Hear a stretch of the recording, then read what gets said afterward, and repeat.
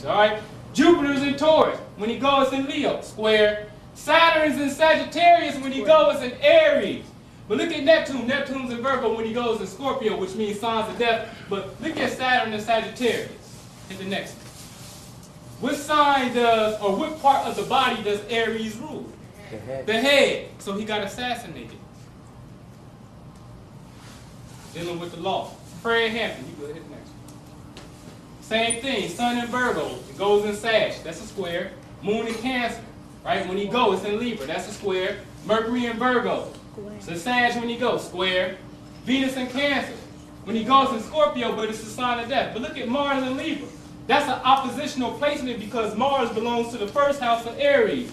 So 6 signs later, it's over there in opposition, which is war. All right?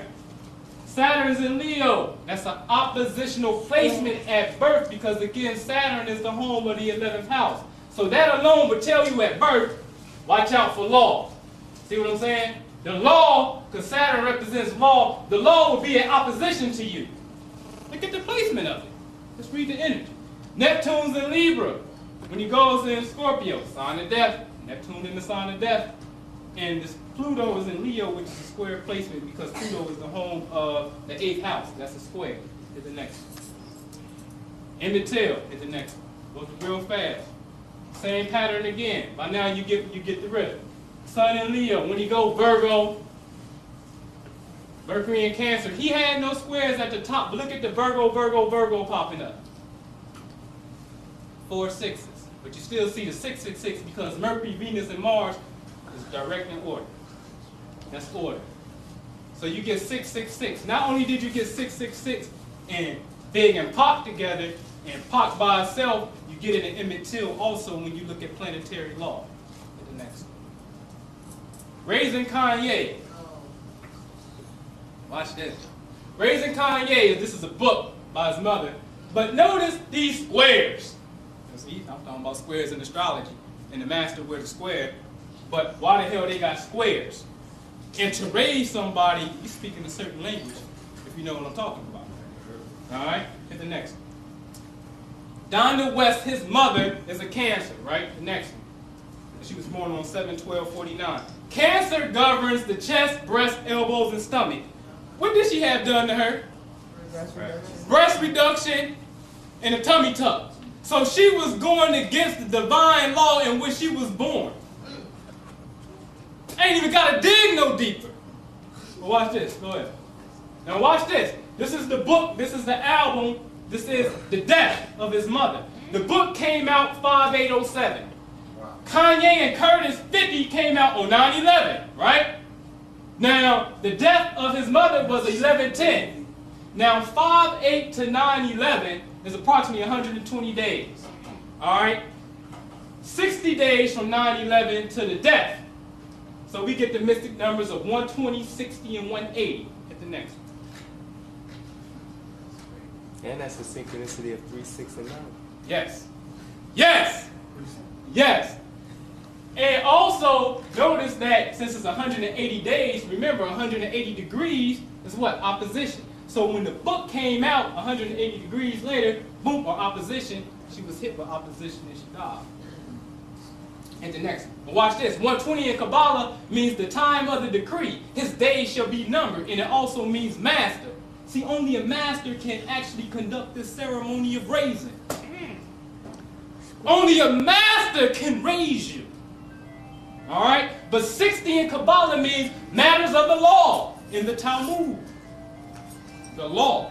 But law is planetary law. All right? And 180, remember, in the sublime degree of astrology means opposition. And look at this. Hit the next one.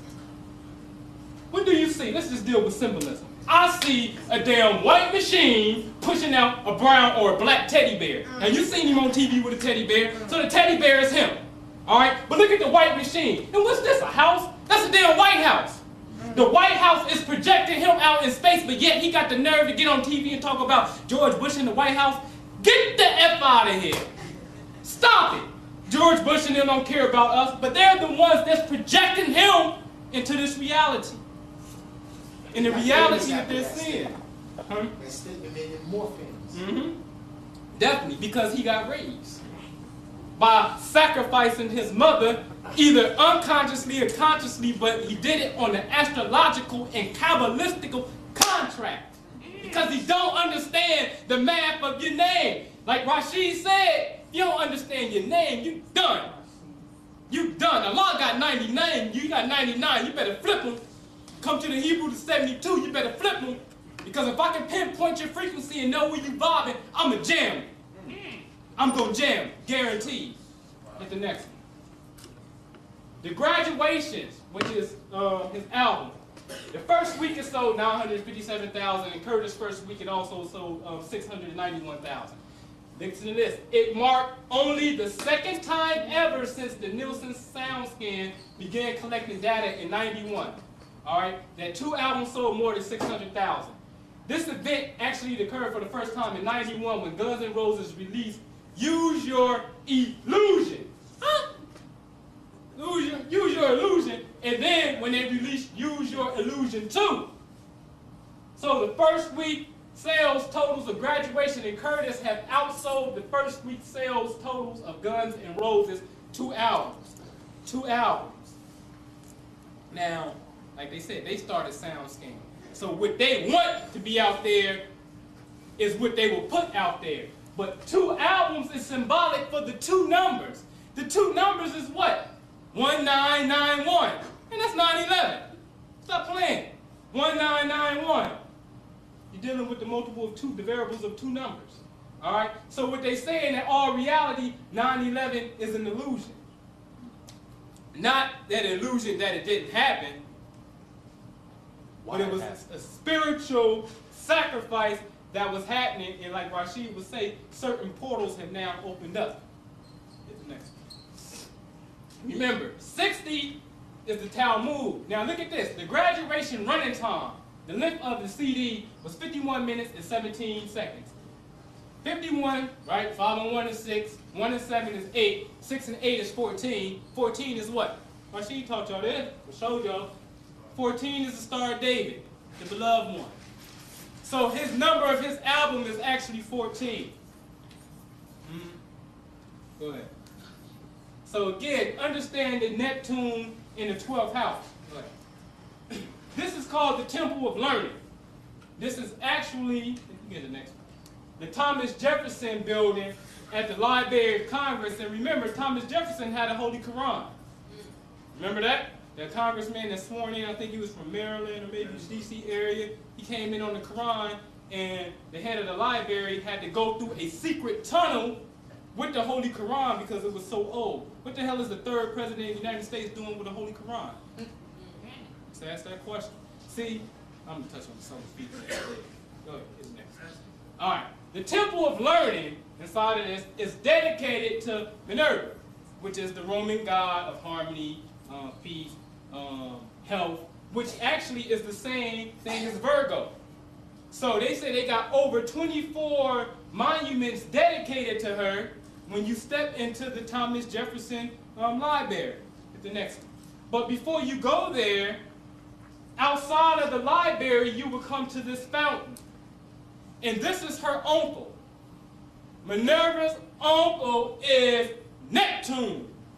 So before you go into a library to go read some books, symbolically they're putting planetary energy that is guarding something. They got that same symbol on Grand Army Plaza, right in front of the library. Or libraries. So you got to understand Neptune. It's no coincidence. Everything is a mathematical and astronomical, and when you get deep into it, a Kabbalistical sequence. Is there a park around there? Is there a park with green and grass? I don't know. For sure. Go ahead to the next one. All right. And look at Honest Abe Lincoln, right? I'm not going to even get into this. We're just going to focus on the red. His Mercury's in Pisces. That's a square because Mercury is the house of Gemini. 3 and 12 is a square. It's that orbital square. Jupiter in Pisces. That's a square because Jupiter belongs in the 9th house of Sagittarius. All right. Uranus in Scorpio. That's a square because Uranus belongs in Aquarius, not in the 8th house. All right. Neptune's in Sagittarius. We've seen that before. That's a square. But look at Pluto. Pluto's in Pisces. If you look at the square of Pisces alone, 1, 2, 3, 3 squares, right? 12, because we're dealing with the 12th sign, the 12th house. 12 is 1 times 2 is 2. Take the 12 and divide it by 2, and what you come up with? You come up with 6. So you get a 6 3 times dealing with Pisces. Thus you get the mysterious number again, the 666. By understanding your number, I'm a jam. What's your social? This is how this is played. Go ahead. Remember, Neptune and Aries. Aries rules the head. There's that pattern again. Bam! Secret enemies. Blow your brains out. This is serious. Get the next one. The great debaters. It got hype. You really know what the great debaters was really talking about. Hit the next one. The government is yours. Yes, it's yours. Now whether, let's see, this is deep. Whether Barack is a clone or not, I'm not going to touch it. That's a whole nother venue for that. But if he is, and he's been programmed, then we need to be mad enough and men enough, men enough to go kick some ass. Because why do they have your brother programmed? And if he's not a part of the system, then we still should be behind the brother. Because he's not a part of the system, if that be the case. But the government is yours because the time is dictating that it's yours. Remember, the legend goes that the lease, they have a chart. This is a business. We know this. This is corporation. The lease is up. Are we ready to govern ourselves, or do we want to still keep giving them permission by the way of contract that says, please sign? They beg to do business with us. Please sign. Do we still want to voluntarily surrender our consciousness? The government is yours.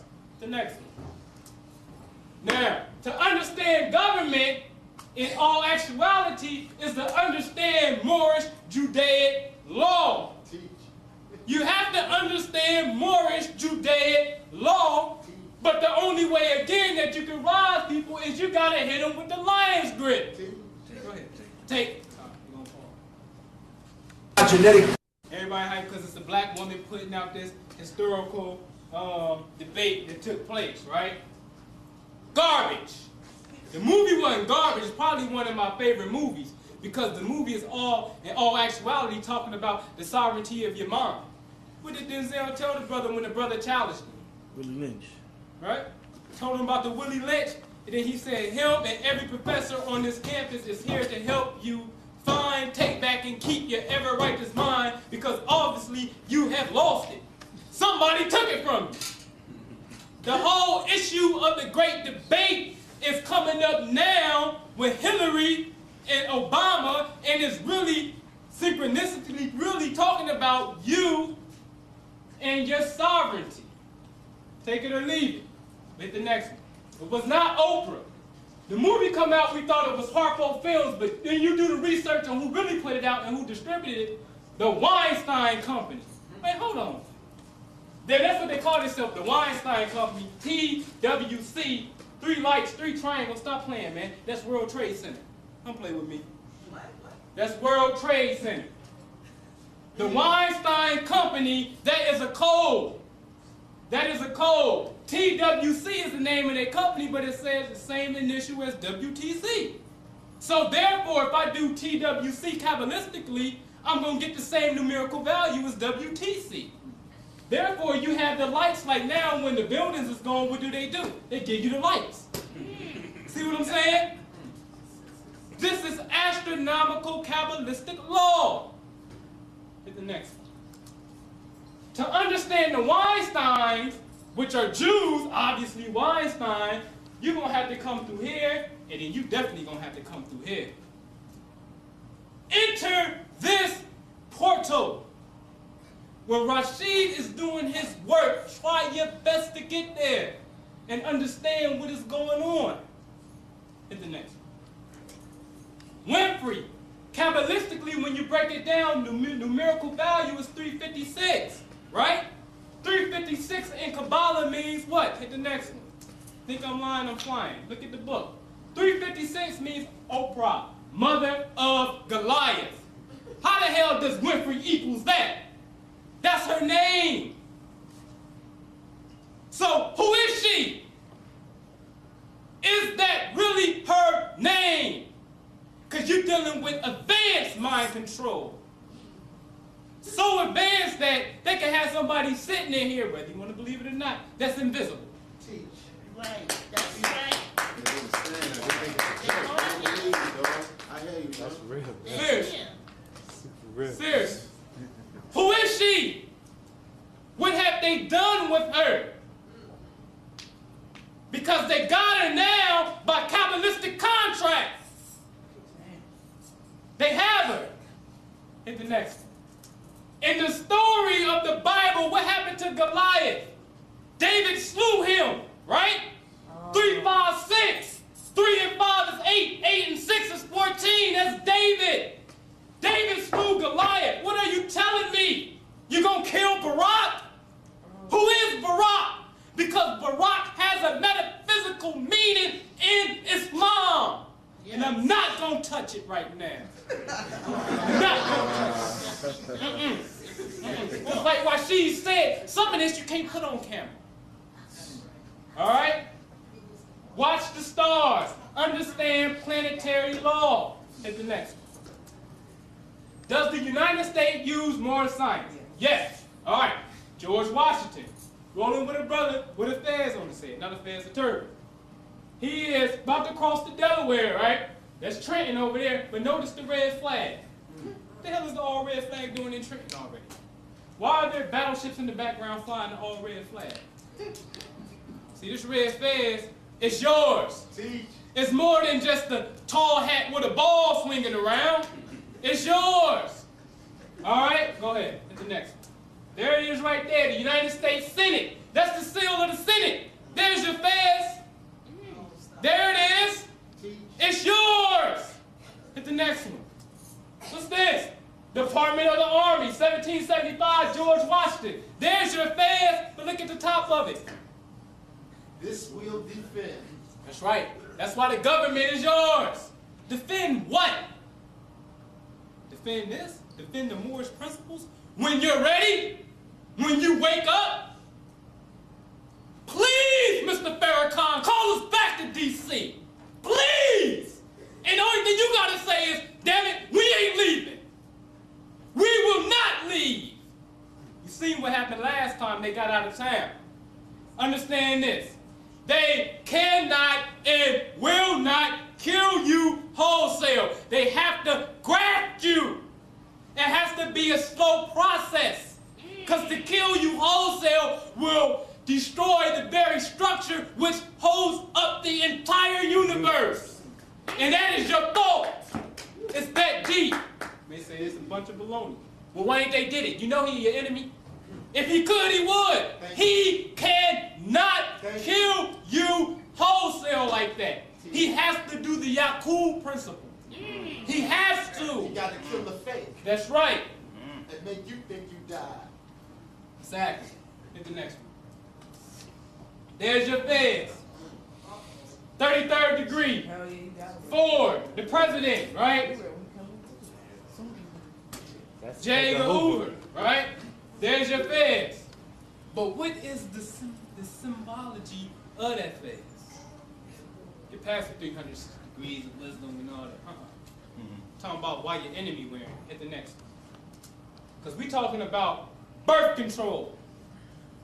The sword is suspended above the black woman's head. You see that picture's distorted, but that's a black woman. Why is the sword over the black woman? We know brothers being locked up. We know the war is on us. But it first must be a contract, a mental contract with your woman first. Let me tell you something. One of the baddest Moorish brothers, and y'all know him, but I'm not going to say his name. I asked him, I said, brother, do you have a birth certificate for your daughter? Because I wanted to know. He said, yes. It hurt me so bad because y'all know the brother. The brother is so profound at what he does, but his woman, his wife, at this particular time, she just didn't even have the strength enough or didn't have the knowledge enough. I don't see how she didn't have that because she with him.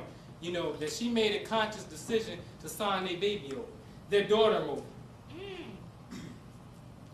What is in it, you really think about when you give birth, that they present you with a piece of paper and you sign that. That has to stop. But that's what the sword is all about. It is coming after the woman. Hit Hit the next one. Because once they put the sword over your head over the Shriners Hospital, deal with children, right? Once you come out with the birth certificate, the Shriner now has your baby. Teach. The system now has your baby. Those who say we study and we govern the world, let me tell you something about this organization. It is the largest non-profit organization there is on the planet. It is way bigger than the Red Cross. Nobody brings more money in than these dudes here. That's wearing the fez, that's acting like they Moors behind closed doors. And it all depends on the children. Whose children? Your children, black woman. That's why the sword is above your head. Who are you? What is your ancient customs and ancient practices? You got to get back to that. Hit the next. You can go to the website, travel.state.gov, and actually this is the Department of State website. Hit that link. These are things you have to have if you do not have a U.S. passport. But let's focus on the red. A baptism certificate and a family Bible record. You mean to tell me, in order to get a passport, I don't have to have a birth certificate? Obviously not, because they're giving you the alternatives on their own website. Then if you don't have to have a birth certificate, what is the birth certificate really about? If you don't have to have one, it's not a law, or it's not a code. It's not a United States code that you have to have one. You mean to tell me I can have a family Bible record? You mean I have the right, my family has the right to govern ourselves? Yes, you do. But if you want to sign it over, you can. They beg you, please sign. Stop signing your babies over to these corporations. All right, here's the next one. We're going to deal with this. We're going to deal with this issue with sovereignty. And people want to charge people $3,000, $4,000 damn dollars. That got to stop. I'm not talking about nobody. Let me get it straight. Because if I want to say names, I can say names. But I'm not talking about the person. I'm talking about the principle. If you have the truth and you say you do and you can set people free, don't charge nobody no outrageous amount of damn money in which you be teaching the people that the money is fake, it's fiat, it's not real. But yet you're going to charge somebody. Niggas don't see that type of money. The only time we see that kind of money is when income tax comes, and we don't even see all of that then. So what the hell we look like charging somebody $3,000, $4,000 for freedom? That's like Harriet Tubman coming back with a shotgun. Nigga, you can't go unless you give me some money. I thought we was free. If you got freedom, how you gonna charge somebody for freedom when freedom is free? It don't even make no damn sense. Stop it. Want to talk to people on the telephone for $200 for a consultation. If you got time to talk to me because I seek the knowledge, talk to me. Don't charge me. We must learn how to barter and change goods. I make soap. You got to wash up. Guess what? Rashid, you got some books. Let me get some books. I'll give you some soap. That's how you get down. That's right. That's how we build the That's right. Stop it. It has to stop. Get the next one. All right. Now the wars in the black woman. The Shriner takes your children, and the head of Rome, which is the Pope, at the next one, who does the Pope study. He studies you, black woman. Who are you? Do you really know who you are? Why does he got that there? Just a question. And for some women, if you can't answer it, then there's a lot of things that you really can't argue because you don't have the knowledge yourself, in the sense that you don't even know who you are historically and why he even put you there. This is the head of consciousness of the world, or was the head. He knows that it is you that is the head, or the head system that needs to be in place for us to get back to the throne. Remember, you are the seat of the throne. It's like chess. The object is to box the king in on the square so he can't make a move. But you know good and well when you play, your first rule when you thinking is, I got to get that nigga's queen. That's the first rule. I got to get her off the board because she's dangerous. All right? You're the most powerful piece. Hit the next. When he was Cardinal Ratzinger before he came Pope, he was still infatuated with the black woman. And don't think that they pick their popes when one died. They already know who coming. That's just military planning. They know who coming. All right? Cooperators in the truth. The truth. The next. So what should we be doing? Men need to become men. Rank up like soldiers. Don't be afraid to be men and get out here and get on the front line. And do what is necessary to do. I'm not saying we all do the exact same thing. That's military stupid. That's stupidity. But we need to become men and step back up in the forefront and give our people the lost knowledge of themselves. And do some hard work. We're going to face some serious opposition. But understand that it's in our favor because it was written. Not written biblically, but it's written in there also. All right, what's the next one? What should the sisters be doing? This is a book by a sister by the name of Patricia Dixon. What we want for our sisters, we want for ourselves. Polygamy! Oh, shit. Polygamy! They ain't sure. If my wife in here, she'll start shooting. Seriously. That is a cuss word in my house. No, I'm serious. But what is it in the psyche that, seriously, as educated people, that we can't even have conversation, or as a married man, I can't even ask a sister, what is your opinion and viewpoint as? I'm just talking collective consciousness. What happened? We used to do that. We used to practice that. We live by that divine law. You Islam, it's in there. It doesn't say that it's mandatory. All right, but it was something. Look, if all the wisdom of Allah is in the Quran, or even whatever He chooses to show us, and He says, well, if you choose to take along a mate, another one, have 2 or 3, and make sure that you deal justly and equal among them, right? But somebody may object and say, well, He didn't say it was mandatory. But believe in all the wisdom. If He said it was good, then understand the wisdom. I'm just saying, challenge the wisdom. Start thinking outside of the box and just going into the mindset of the God that we are, that you are. What is the wisdom in man having more than one wife? What was happening at that particular time when man did have more than one wife? And I'm not talking about on some you dang, let me just have 3 wives so I can be a pimp and I don't have to come home. And I'm not talking about all that foolishness. Because I'm so thorough, I told my wife this. Pick a woman that you're comfortable with. If you set a time, if you say 3 years I can't touch neither one of you, then damn it, for 3 years I won't touch neither one of you. But let me get out here and build. And let me be a man. And let me live and follow the footsteps of the ancestors that helped redeem us and put us back in our natural place. Right. I cannot do that being a husband or a house bound. Right. Coming in the house. What do? I work all day. Tell you my personal scenario, what's going on with me. We're going to keep it real. All right? I work all day, 7 days a week. Sundays is like church because it's the only day that we got to separate ourselves economically and try to come together collectively. The Sunday today, we at church, right? All right. But man can have more than one wife. What's the wisdom in there? Well, Let man be man. right. See, the woman, you have made a contract. Call it what you want to. You have made a contract and an agreement. If you say, I'm not with polygamy, then that decision alone is in the benefit of your enemy. Teach. Take it how you want to take it. Again, that's why the sword is over her head. It ain't over mine. He'll get you away from me first. This is chess. Get the queen, neutralize that. He will fall because he can only take 1 step at a time. I don't know how to breastfeed.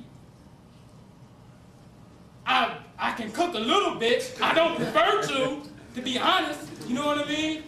But certain things that a woman does naturally. She does it naturally, and she does it so much better. She's the communicator. That's what she is. Her brain is connected. That's what she does. She's the mother.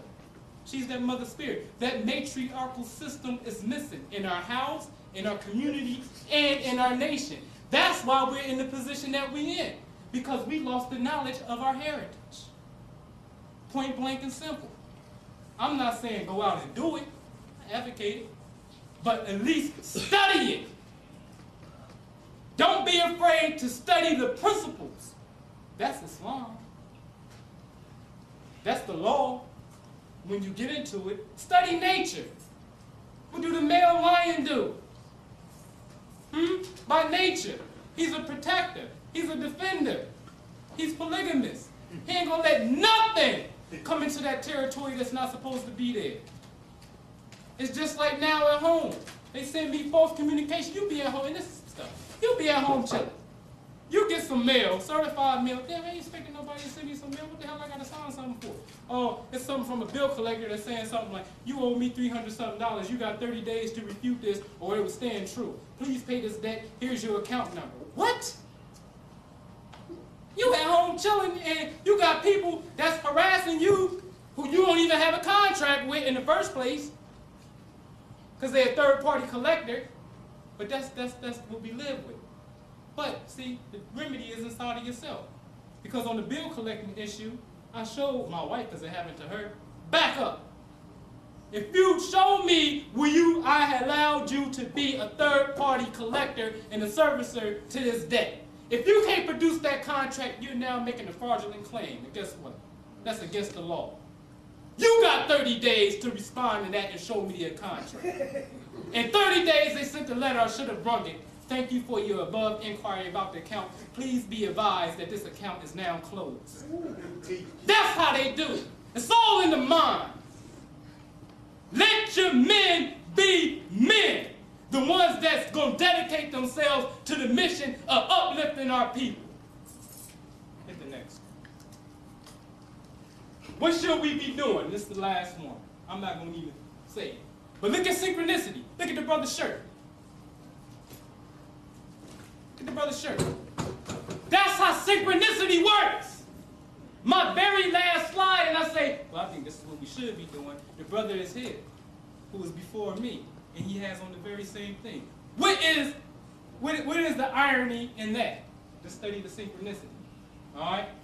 If you look at the top, that is a photograph taken from Carlos Diaz, who Mother Taneta Muhammad travels with in Mexico when she's down there, and he takes pictures of these mother planes, these light ships.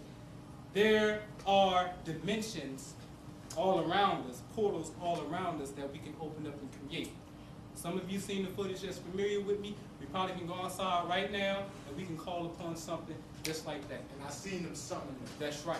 With no I seen problem. them bring the ancestors. No I got problem. footage. I got footage that shows extraterrestrials in Haiti, and they showed the Right. geometric construct which brought it into existence, Right. and they have a what is that? A crop circle for it. It is all related to us and our consciousness.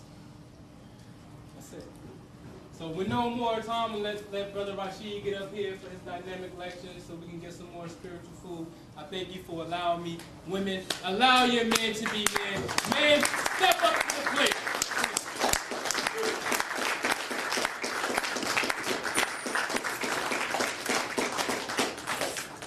Give me, brother, another wall black man.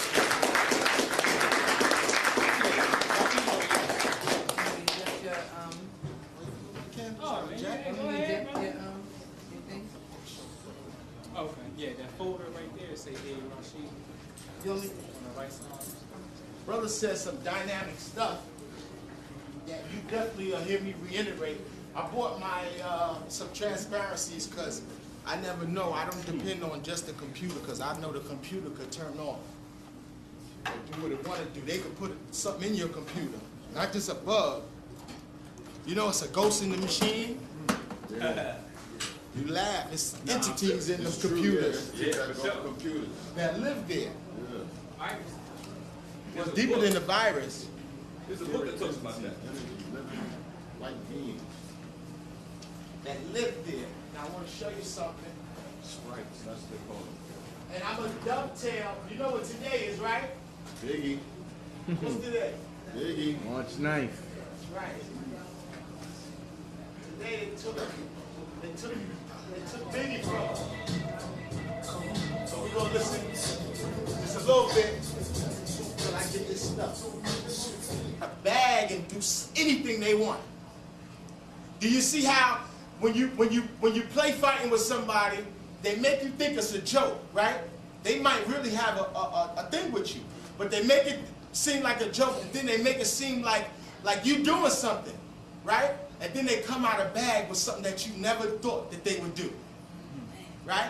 But in order for them to get you to that point, what they got to do is they have to use a bunch of memory engrams that they supplant within your psyche through the use of ritual.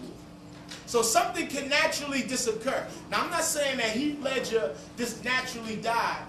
I'm quite certain and quite sure that that was a high-level, high-end assassination. Who ever heard of insurance policies? You know that, you remember the old films from the 50s and the 60s, it's always about the woman, she flip on her man and she said, she find another guy, and she said, you know what, this jackass got a life insurance policy on him, help me knock him down and we'll just cash him, right? Then the story unfolds, right? This happened the day before Heath Ledger died. Now, when I saw the newspaper, I'm going to show you the front too. When I saw the newspaper, I said to myself, I said the Patriots is going to beat the Giants, right? I was wrong. I said the Patriots are going to beat the Giants because now the Patriot Act has to win. I associate it like that. Richard and them was saying, nah, you're wrong. The Giants is the Titans. The Giants is us, right? I said, wow. What it gives to me is your point of perception and perspective. It distinguishes and defines the outcome of the experiment. I can create an experiment in this room without you observing it, but if I bring you in and you observe it, my findings will be different. Because your observation alters the outcome of any event. Seeing is believing. See? See? Seeing is believing. Now, this is some heavy. You remember in the old comic books, they used to have the people who used to sit up. I said this the other day with the newspaper, and they're creating a newspaper, and they're saying, "Yo, what is the best thing that we should do?" Nothing is done arbitrarily. What they do is they create, and they have a whole context of symbols that they use to attune themselves to specific agendas. Right? Now, I'm not saying that the news people knew he was going to die the next day. They were giving birth to something. Right? Now, who's familiar with the tree of life? What is the ninth Sephiroth? What is the ninth Sephiroth? Yesod. What does Yesod govern? Who's studying? Genitals. The genitals. Who said that? Excellent. Yesod governs the genitals. Let me show you. They show you that Yesod governs the genitals on all of your money. Here's your money, right? Here's your money, right?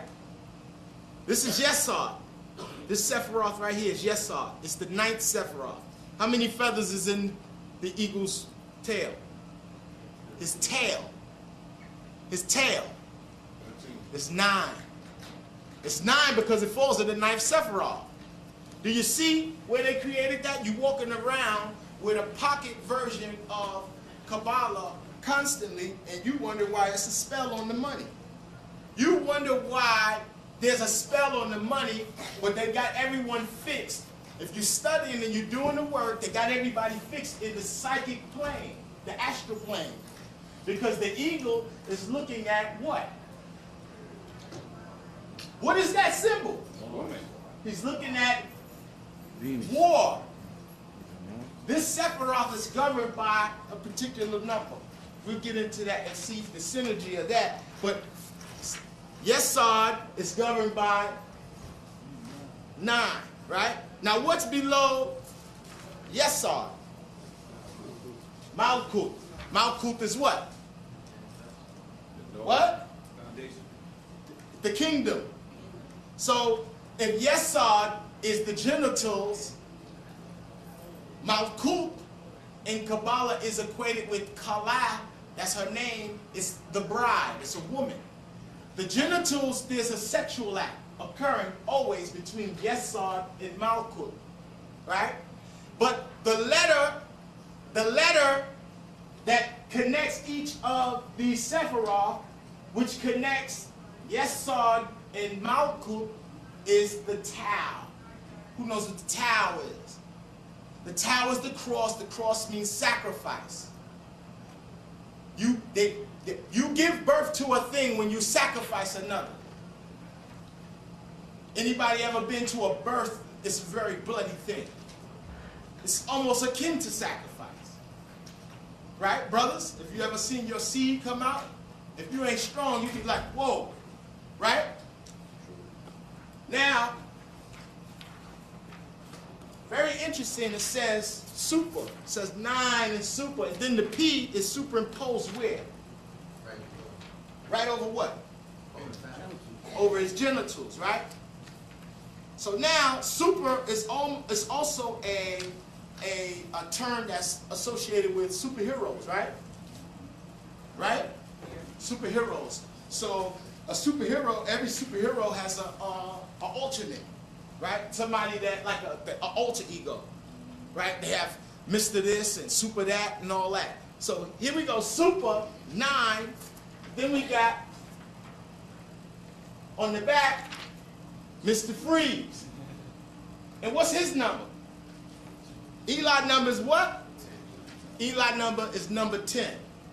The following day, Heath Ledger died, right? That's when it began for me. I said, you know what? Universe and spirit talks to us in different languages. It doesn't use this language that articulates with intelligence. It uses different languages. I did a tarot read using a Crowley deck and asked who killed them. The first card that came up was the female. It was a female in the card, right? Then I said, was it a sacrifice? The following card had a little goat on it, right? Spirit speaks to us in a language that rises and transcends above the common language and the common pale of this tongue. This tongue is a secondary, even a 4th, 5th, 6th, 10th feature of the true human dynamic, the true reality. So how is consciousness and how are the things that we're thinking about and the things that we're saying, how are these things becoming into, or seeding the reality? Very important, you got to understand that consciousness seeks a cloak. Consciousness will create a set of circumstances to accommodate it. The consciousness that controls the enemy is a consciousness that you and I created in the past, but we have forgotten the name of the entity that we created to govern the golem-like creature called the Caucasian. Because we've forgotten the tools to utilize his name and to fix his husk and push his husk where we want it to go, his body, his vesture, he is now become intelligent. As a result of his intelligence, he has now began to engender and take on this new a persona as though he is a superior import. Many of us think that the white man is still God. Many of us think that the white man still is smarter and far more intelligent than us and has far more greater things to offer. You know? So I want to show you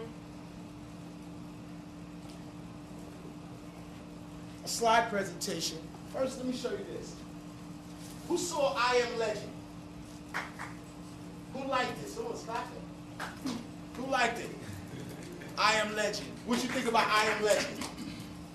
What you think about it? What you think about it?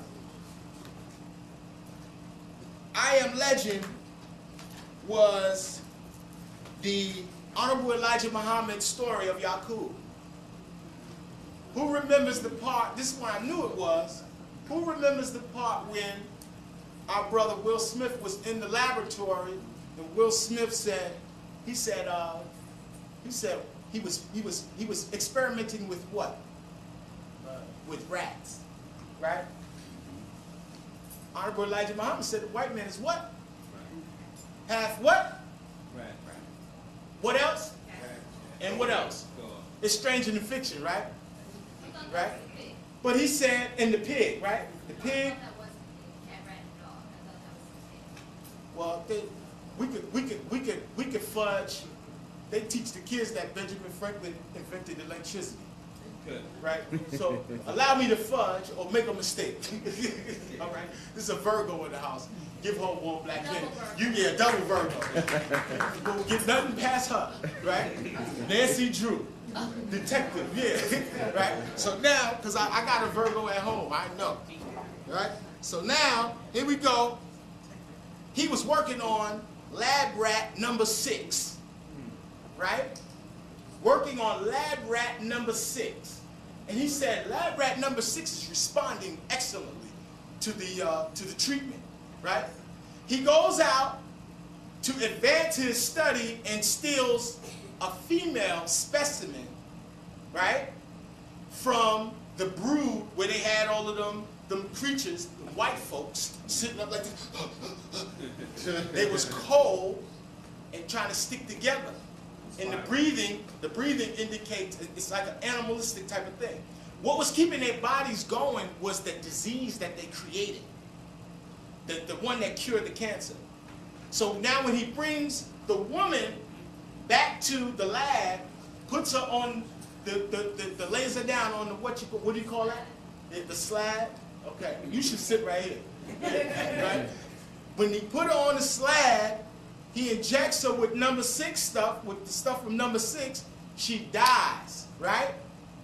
He brings her back to life by injecting her back with the poison and then puts her on ice, right? What did we do when we created the devil? We exiled him to where? To the cold, right? So now what happens is her man comes to rescue her. That's what the whole movie was about. It was about him going to get the broad back from Will Smith. And what happened was the need for that type of love, that synergy, for him to go back and get his woman was what made him be able to stay in the light a little longer. Made him be able to mimic God. Remember that part? Now, very significant. I'm going to show you some stuff and I'm going to bring it all back home. Very significant. The dude's name is Will Smith. A will is your what? Your will is your what? Your intent. And a smith is what? A maker. A grafter. Right? So here it is. Will Smith was in I Am something else too. I Am what? He was in I Am Robot. I, Robot. He was in Independence Day. He was in Enemy of the State. And they had to put him in this one because Arnold was supposed to play Professor Robert Neville in the new film. Very interesting. The same name is from the original story when they first came out, Robert Neville. They've been hip to the number 11 because Neville is 11 spelled backwards. Right? Robert Neville. Now, when I go further into the story, let's boot this up because I want to show y'all the ritual. It's a huge, something huge is going on right now in Leo. Who's a Leo? You're being opposed in Aquarius by 6 planets right now. So it's a big, huge lag on Leo right now. Right? Look, synchronicity, a Leo coming to do it. Right? Now, something very significant about Leo. Leo is all through the Bible and everything in the form of the Megan David in the form of Judah. Right? How do you spell Judah? You spell Judah the same way you spell Yahweh. And I'm going to show you why Why you think they had, no offense to nobody West Indian, but why you think they had Bob Marley music all through the movie I Am Legend? The new agenda is to cross into my world and be black and perhaps die as me. Because if you could die like me, then you can go to where I go when I leave here, the place of everlasting, the doo-wop, right? They use Bob Marley music because Bob Marley pops is a fucking white man. Did you know that?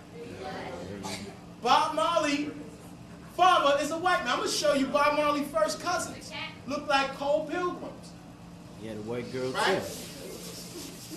Cole Pilgrims. So you think it was slick? Oh, they loved us, black people. They love us. They got Bob Marley in there.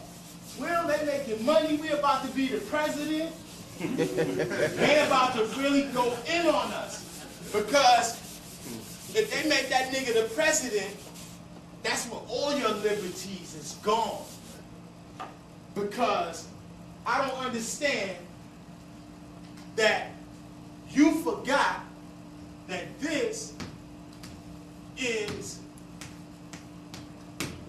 a court, and all courts have a CEO.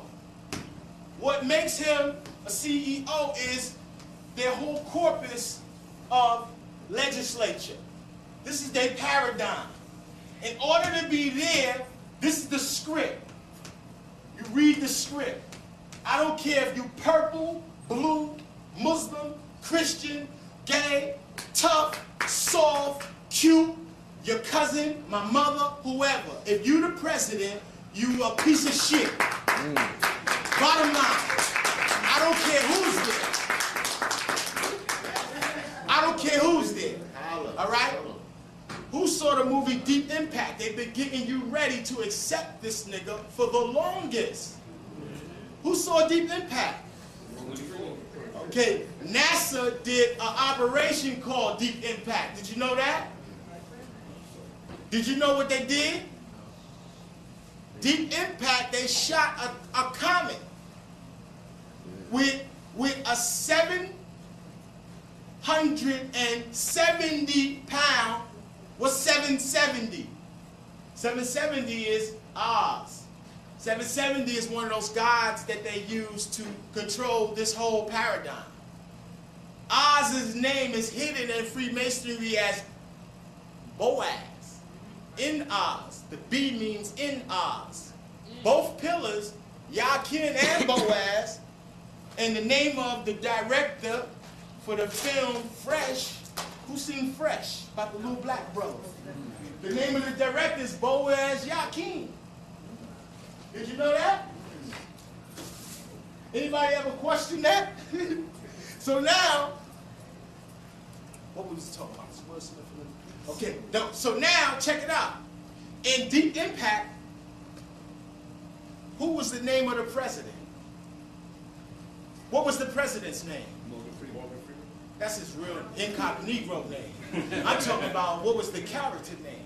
The character name was Tom Beck, right?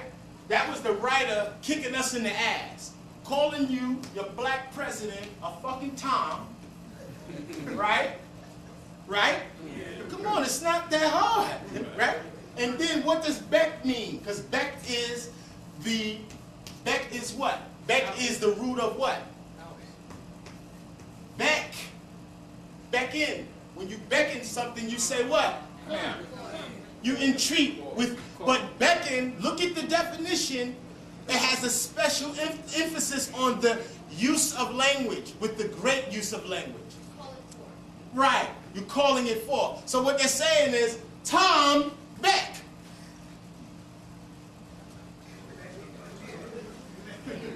They're saying, nigga, call.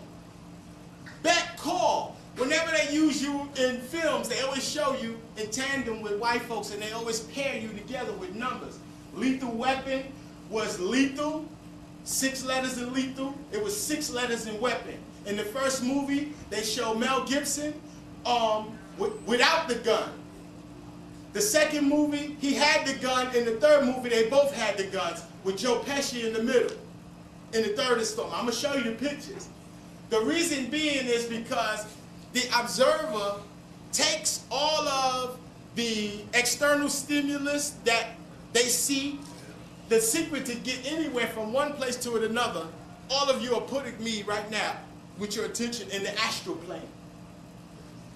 Had you all closed your eyes, left this room, and don't turn back, I'm no longer there. I'm there based off of the perception of the viewer, right? So if I do something catastrophic, a huge event, you immediately channel my existence into a whole nother plane. Let me get visual for you so you can understand the nature of what I'm speaking about. Check this out. Here's the human profile, right? Here's the brain. Here's your eyes, yes? You know you got something right, connects right to the back of your jaw, right? Now, when you look and you view something, say you see this, immediately it goes to your visual cortex, but it doesn't get lodged just here. When you were born, you had a portal at the top of your head.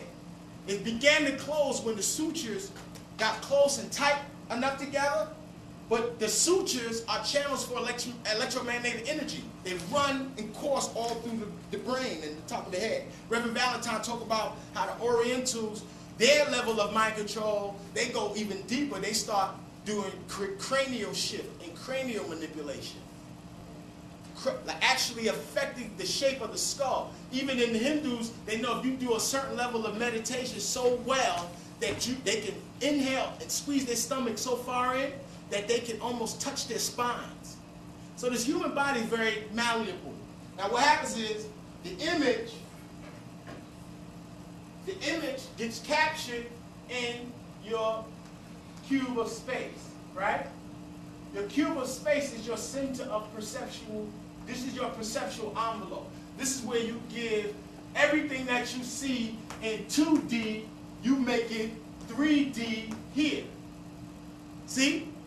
Once it's 3D and now it's in the holographic realm, it doesn't belong to you, the physical world, no more. It's a part of another dynamic.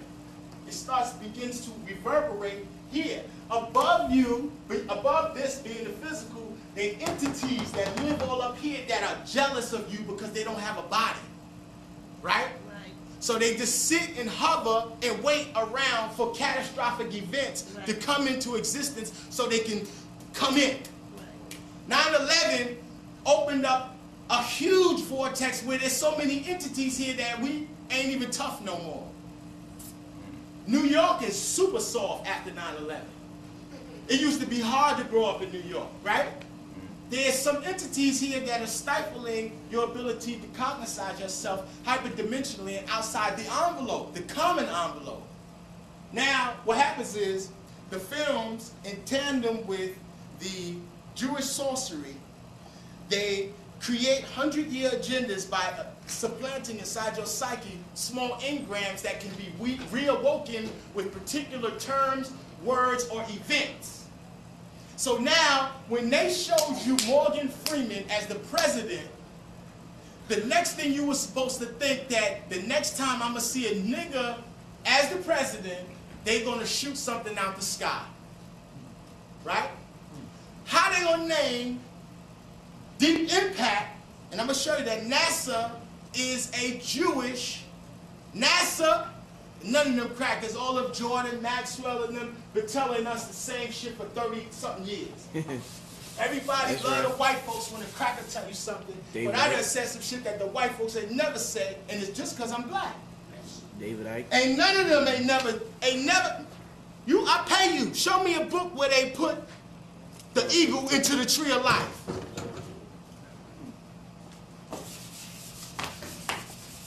I'm going to show you NASA right now. They're going to come get me for this. Hold up. Don't pull it down yet. Press the stop joint. Yahweh is what? Yahweh is what? Yah-he, Val-he, right? Right? when you see any terms that use a tandem of letters twice, like this, see how it says Yaki, Valki. When they write NASA, NASA's what? N-A-S-A, right? In Hebrew, it's really like this, with a he at the end, and nasa means to project, to send, to go. Now, when we transfer, and numbers is the supreme science. All things can be checked and validated, reintegrated into any, in the organic scheme. Anything that deals with the number 6 is the master number of matter. Your psyche can transcend matter, so psyche occupies 7, 8, 9, and all those other dimensions or numerics beyond it. 6 is a canopy, though, for organic mass. It's geometry. Beyond the geometry, consciousness lives within the envelope of geometry. Consciousness has the ability to change its geometry and transcend it, and go out of it based off the change of its behavior and its interface with light. So now here we have NASA. Let's put and restore our Kabbalistic numeric equivalencies to each letter. If you've been studying, what's the sound for N in the Hebrew? Nun. Nun. What does Nun equal? 50. Right? 50. 50 is the Nun. Also, that's the N form. That's the Sofi. Can also, 5 letters also have dual numbers. They also have an N-form number. However, Kabbalists, those of you who are using your encyclopedia to really do stuff, my joint is well used. You're going to find numbers in here that don't have no words next to them. That's why you need a strongest concordance.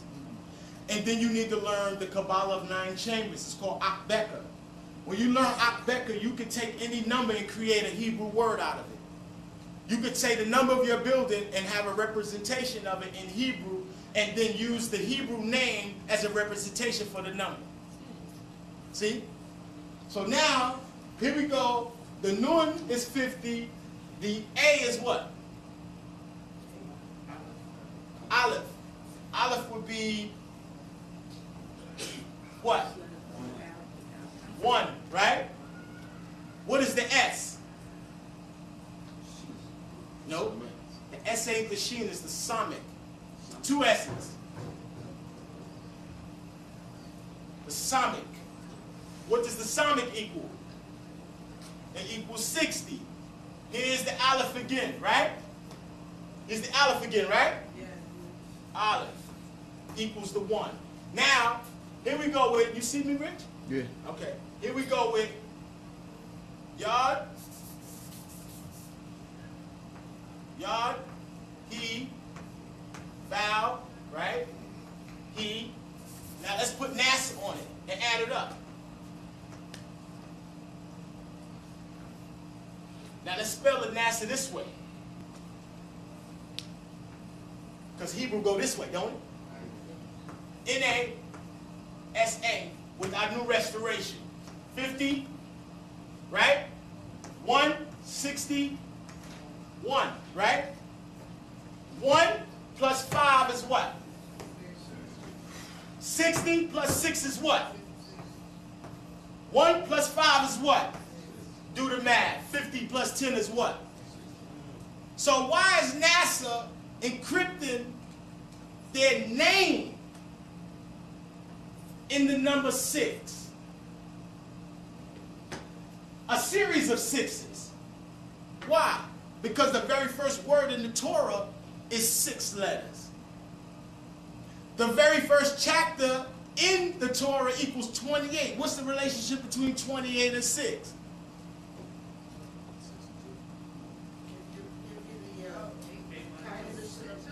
Alphabet, 22 numbers in the Hebrew alphabet. 28 is a perfect number.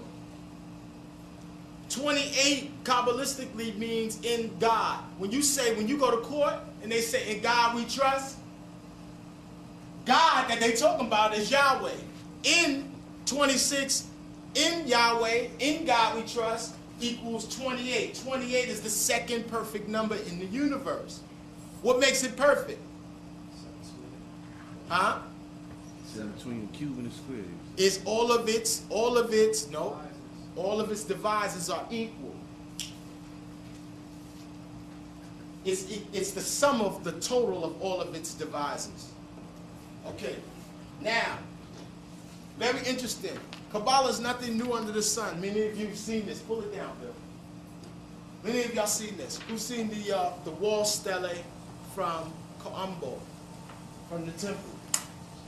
They're showing you interdimensional portals, right? Which look exactly like the tree of life. Yes? You see it? You see the bride here? You see it? Who's ever seen this? This is a popular visit.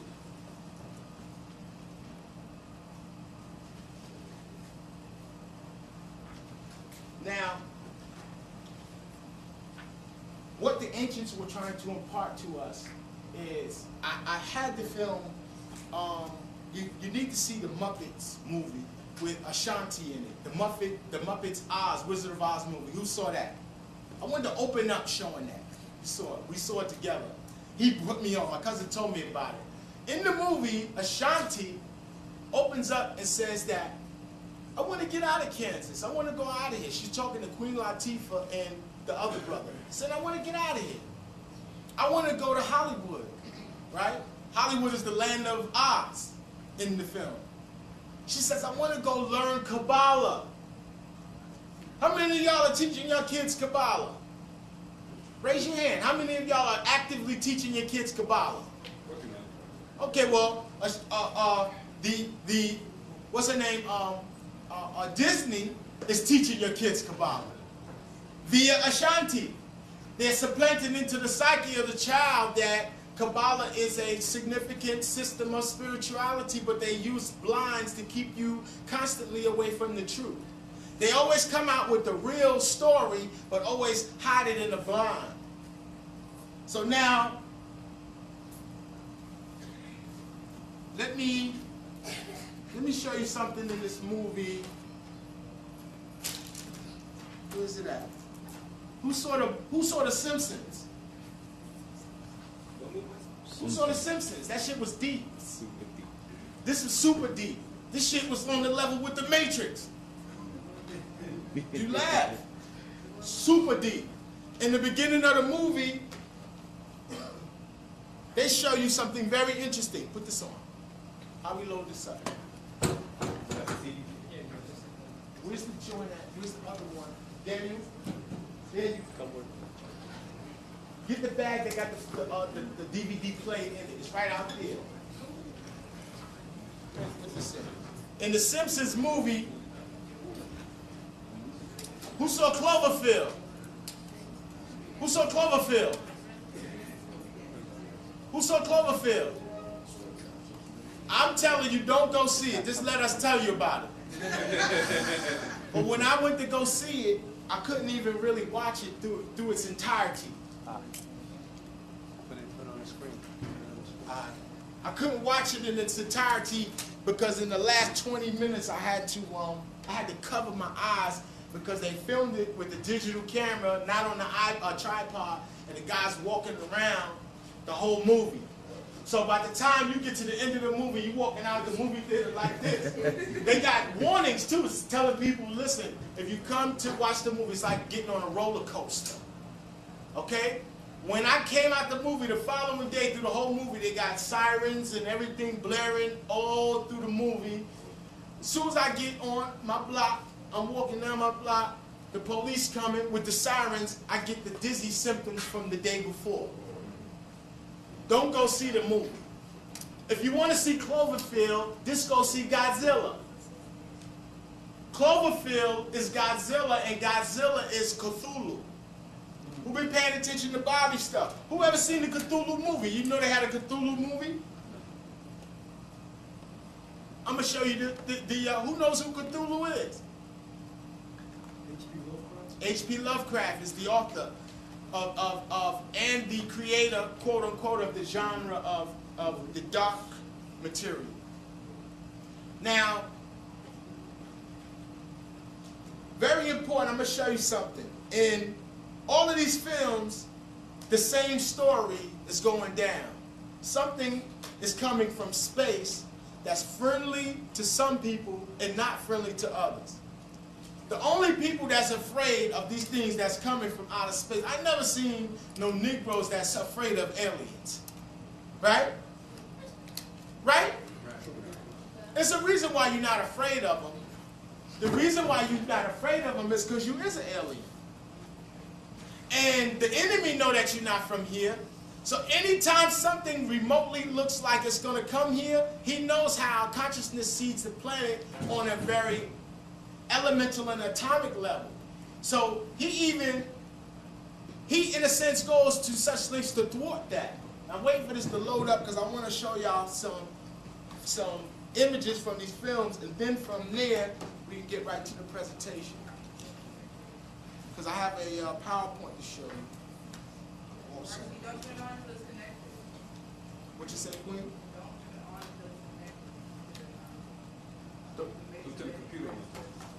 Okay. The Simpsons won't play in the laptop? Okay. Okay. Well, this is when you gotta be creative as fuck. What you want to do? What you want to put in mind? The Deep Impact better play this from Blockbuster. Play the Deep Impact. Right? Now, who's seen Semi-Pro? Look at all these films. Who's seen Semi-Pro? This is with Will Ferrell and with Andre Benjamin. They made my man change his last name to Benjamin. He can't use the Andre 3000. Like Ice Cube, he could do the Cube. Ice-T, they could make a movie and not have to change their name. They made Brub change his name in tandem with this, with the Pilgrim. The reason why, whenever you see the term semi, it's a CAC symbol code for shimmy, CAC semicode for Semite, for Jew. Pro is the root of what? Protein, it means first, the first Jew. His number in the movie is 33. His number in the film is 33. You good? In the film, when you see on the cover, it says semi-pro, meaning that he's half of something. He's half of something, right? He's standing in between Woody Harrelson and Andre Benjamin, right? What are they saying? He's half black. Just like they did our brother Denzel in American Gangster. They never distinguished for you who was an American and who was a gangster. Go ahead, Philip. He looks like a Hebrew. Look at it. Yeah, it's Afro. Exactly. And then he got pork chops too.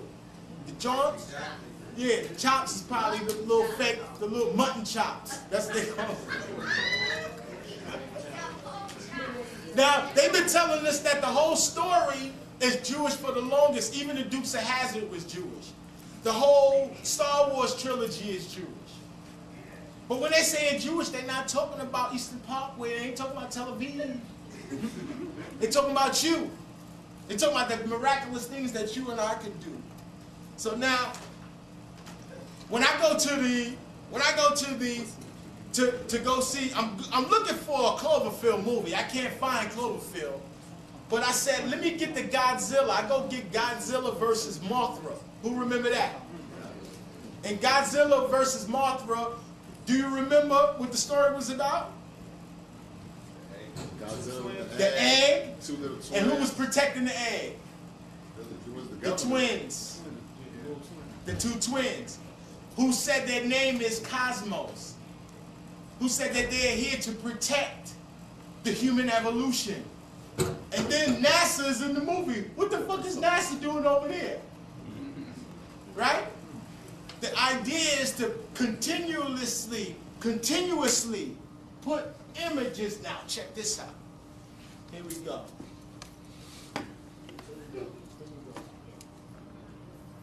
Deep Impact. This is what's going to happen. And see, I'm going to make a tape right before all of this shit is over called I Told You So. I'm going to make it called I Told You So, because y'all think that this white man is jive-ass all right, that he would not go to such lengths to trick you to make a black person the president for him to inaugurate the greatest atrocities on the planet.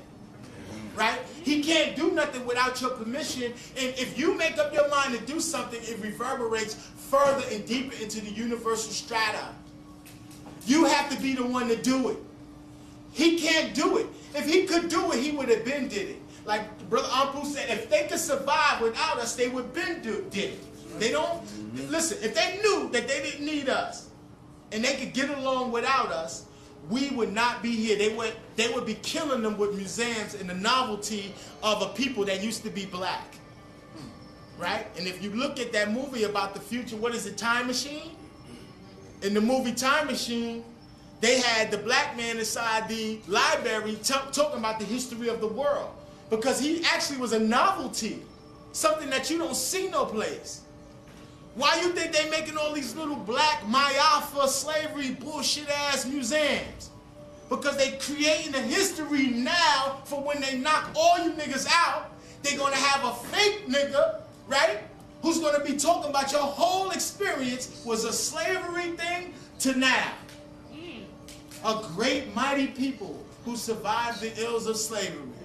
They're gonna take all of this indigenous blood that was born on this soil, the best part of the planet Earth, as the Honorable Elijah Muhammad said, put you all on a train and take you to Auschwitz, right? While they replace the new niggas with the new nigga class of commercial workers. They're going to bring them from Africa and from Mexico. Hello? They're already reworking you out of history. A brother told me one time when I was away, he said, listen, he said, you're doing all this writing, keep in mind that if you're writing something, always make certain that you write something that if we were all eradicated, the people in the future could pick up the book and see what great things we were doing. You gotta be out of your mind, all that in a bag of chips. We got all these books. All that in a bag of chips. Bloody money. Whole money. Nigga better have my money. All these books. So if the catastrophe go down, the tapes might melt. They're going to pick up the book and they're going to open the book and they're going to say, yo, this is what the black people were doing? Well, who the hell made the pyramids? Let me go to a National Geographic and they're going to have a pilgrim there. Right? Now look at this. Now they call this comet in there. One of the names of the comet is, damn, how I can fast forward it, G? Okay, because I want to go to the next joint. How you doing? That's the scene selection right there. Trying to get struck today as a charter aircraft carrying an army returning from duty in Japan. Crashed this morning into the water. Who saw? I was with the secretary since he's been governor of Connecticut. Who saw Vantage Point? Vantage Point is the one that they're going to show you. Look at the nigga. We will prevail. Mr. President, can y'all hear it? What is the comet's name? Two scientists found the comet were killed in a car crash while You racing. turn it up with the thing at the left of that display. Over on the left. How you put subtitles on the guard? He said that the guys that found the comet died in a car crash. But the name, the name that they put in tandem with the comet is called Leo. Leo. Remember that word, Leo. Leo is very significant because Leo only has one planet. And that's the sun. The objective is whenever, and you know this about Leos, they always got to let the fucking world know they're in the building. Right? I'm here, right? I'm a Leo, right? You know, I'm deep. I'm a Leo, right? They give gifts, don't they? And they always expect something back that far exceeds the gift. Know what I'm saying? That's a shout out to the Leo I'm talking about. You know what I'm talking about, right? Now, let me tell you something. The reason why, okay, we saw that. Damn shame we can't play no dun-dun-dun movies in here. I can't play no dun-dun-dun in here? Huh? No? A fake John. Some of them. Alright, so I want to show y'all the I Am Legend, and then we're going to go into Jumper. Who saw Jumper? You see Samuel said, and listen, this is an open discussion. Weigh in on what you see. We're having an open discussion. When I get off from up here, I'm setting the stage for when Brother True Master comes up. True Master's on his way, and the stuff that he has to present today is very crucial to what is going to go down in the future. They're going to be asking each and every one of you, who are you? If you say the wrong answer, you're going to pick the wrong door. Okay? Nationality is very important in a time when they bring in a nigga that y'all saying, yeah, black man is going to be president, that don't know none of y'all, don't know none of y'all experience, wasn't raised here, and ain't even from here. I'm not from Africa. I have nothing against Africa. Africa was an epicenter of great civilization, but the entire globe is the black man's history. Right. Everywhere civilization was at is the black man's history. What is this preoccupation with confusing us and making us think that we are slaves or black? The word black is a color. It has no nation. Where's the country associated with that color? We here playing chess with words. We gonna watch. You can play chess with words with me all you want. But if you've ever been in a situation, if you ever been in a courtroom and they got them service pistols on them and they asking you questions, who are you? What's your name? Is this you on this piece of paper? It seems like you are automaton. You lose all your sense. You forget about all this fancy shit Brother Rashid talk about. And you say, yeah, give me the paper, I'll sign off, right? You turn black all over again, in lack. Hello? A people with a nation can never be addressed. How can, we are impervious to any approach. Your color was always a distinguishing marker that you had affairs in your back pocket. You ain't have to rock all that. Your color was the evidence of that. Now you gotta rock it because you're wearing all type of crazy shit. We can't distinguish nobody in this society. You always have to have emblems of who you are. Your emblem of who you are is what's going to give the people credence or the way, the means and ways by which to address you. If you got the felony look, you going down. The police ain't going to lock me up if I got my the shirts that the twins sell with the comedic images. They have a whole nother approach on how to address that. You look totally different. When women cover their hair and they move in the way of modesty, or you clean, you know what I'm saying? Or you look like you're healthy and you're abounded with joy and you live in a world of abundance, you don't never gotta worry about being in nobody's courtroom. All you gotta do is change the behavior. The movie situation is this. They go, let me see the I Am Legend. We gotta see if this works, because I Am Legend has a huge Leo ritual in there. Brother Rashid. Yes, sir. Do you have any information on the satellite that they just had to shoot down? Now, the satellite that they just shot down, they shot it down when Virgo was in the building, right, Paul? In the lunar eclipse. And at the lunar eclipse, and then somebody got sucked up in that whirlwind, Larry Davis, right? What happens is, and anybody that know Larry or know the people in his family, Larry was like, the reason why Larry was so over the top was like Larry had like kind of, whoever been around Mike Tyson? Mike Tyson could be your man, but it's always a feeling that Mike would turn around and slap the shit out you. Like he got the thing with him, right? Like Mike would be like, yeah, man. Like, you know what I'm saying? That's the same thing. It's a genius, though, that transcends a certain type of boundary. Everybody that's a little crazy right now is really in the right place. All you niggas that got it all together is bugging. You know what I'm saying? You gotta be a little touched in 2008 with them shooting down comets, black presidents, You know what I'm saying? All type of fake shit. You know what I'm saying? Nelson Mandela do 30 years and come home, he the president. And let his wife go to jail. Yeah, Held and him down for what- 30 years. Well, he was mad at her. He let the white man trick him. He was mad at her because she gave one of them young boys some of that stuff while he was in the can. Now, if you did 30 years in the can, you ain't supposed to be asking nobody what they was doing. If they rode with you, I don't care what you was doing. You did 30 years with me. You understand what I'm saying? He got in that trick bag and they said, listen, clip her, we make a statue of you, nigga.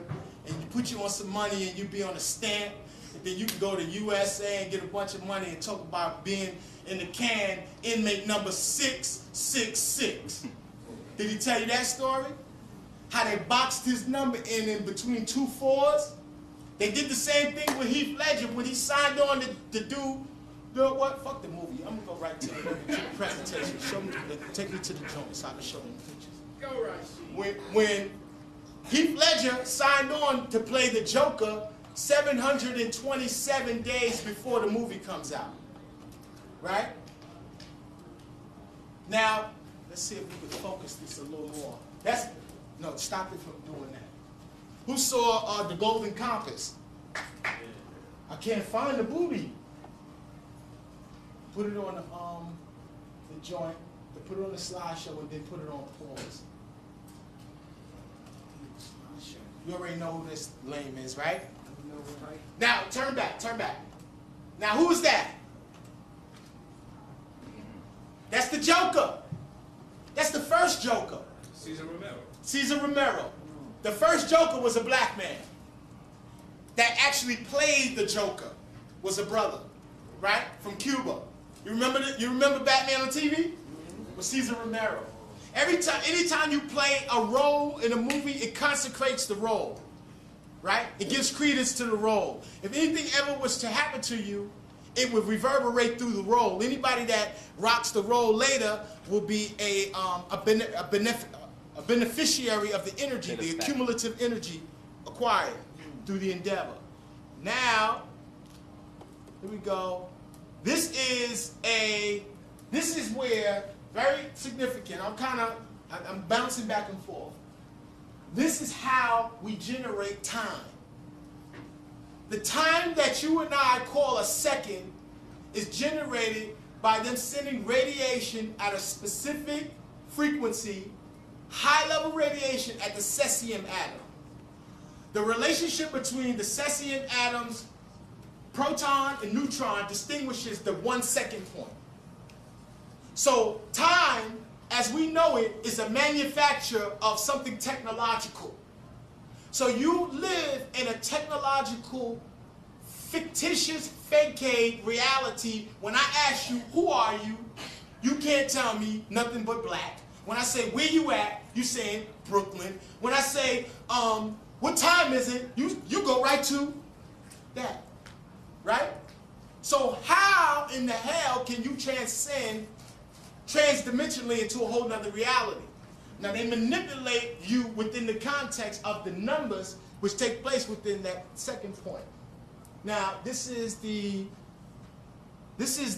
who saw National Treasure? Part 2.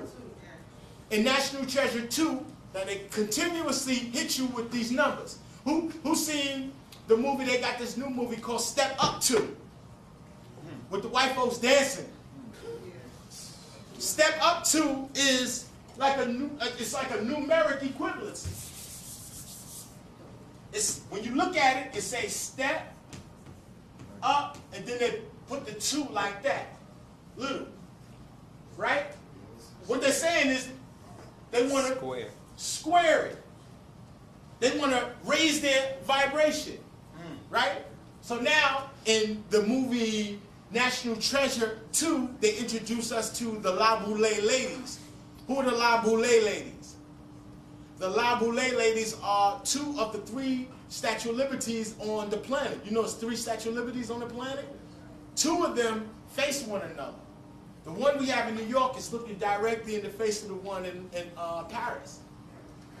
There's a relationship that goes back from George Washington and Lafayette, right? right? The presidents, right? Now, the president, Washington, George Washington, and Lafayette, the French, whatever. Now, they both were Freemasons. There's more Freemasonic rites in France than anywhere in the world. And what I mean a rite is anything beyond the 3 degrees. Those are the rites. They have so many, it's ridiculous. I have a Masonic book at home that's written in French that has more Masonic diagrams and pictures of real Kabbalah than any English version. They way into it. So now, one of these desks is in the Oval Office. The other one is where? Buckingham Palace.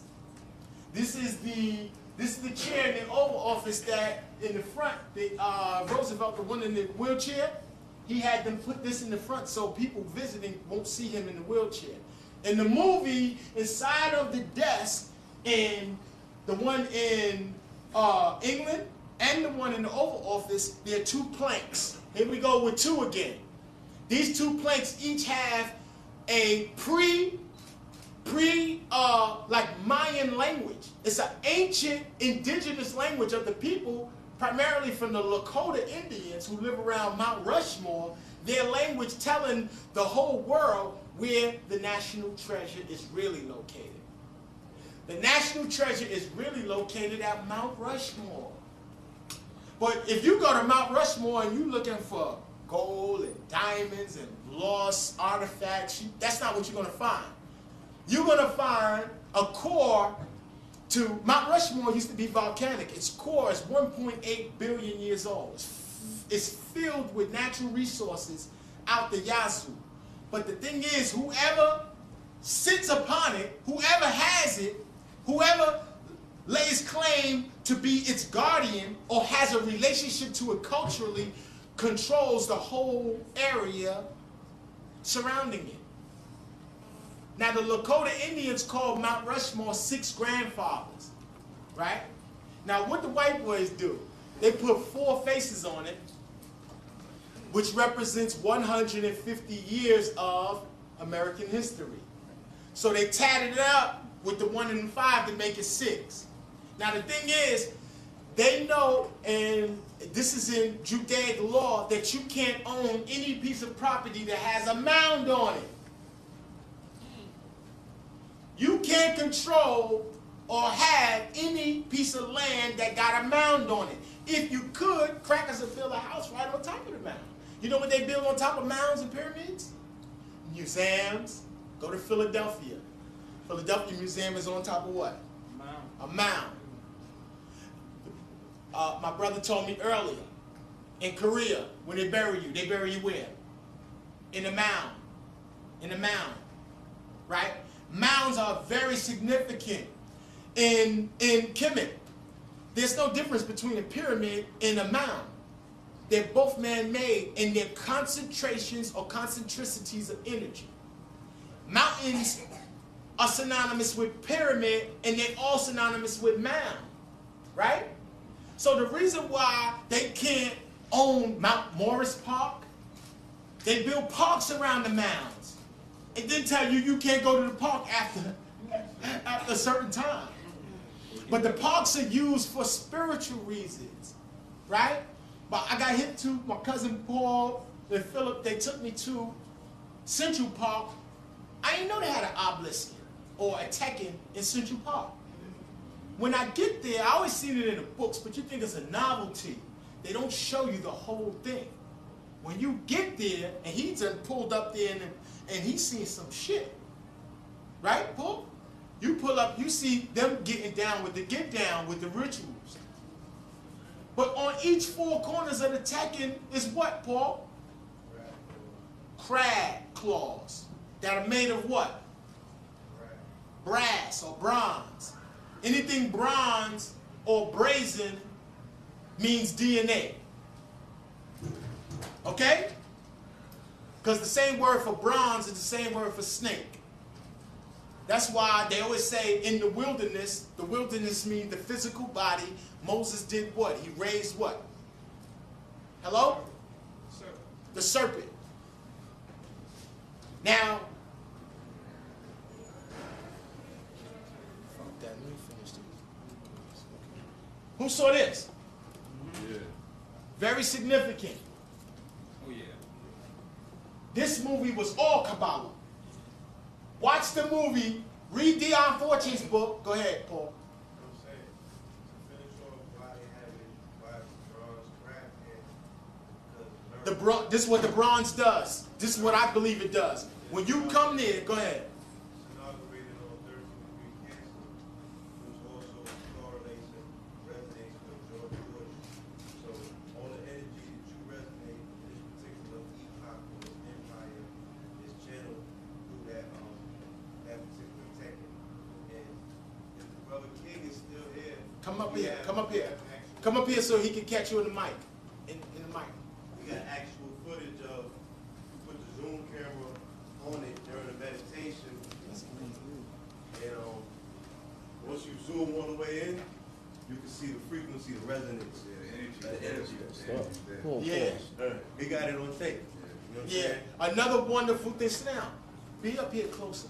Another wonderful thing Paul told me was that when he went there, he got hip to the fact that Manhattan is sitting on quartz crystals. The whole island. The whole island. It was inhabited. The indigenous didn't live here. You know what I'm saying?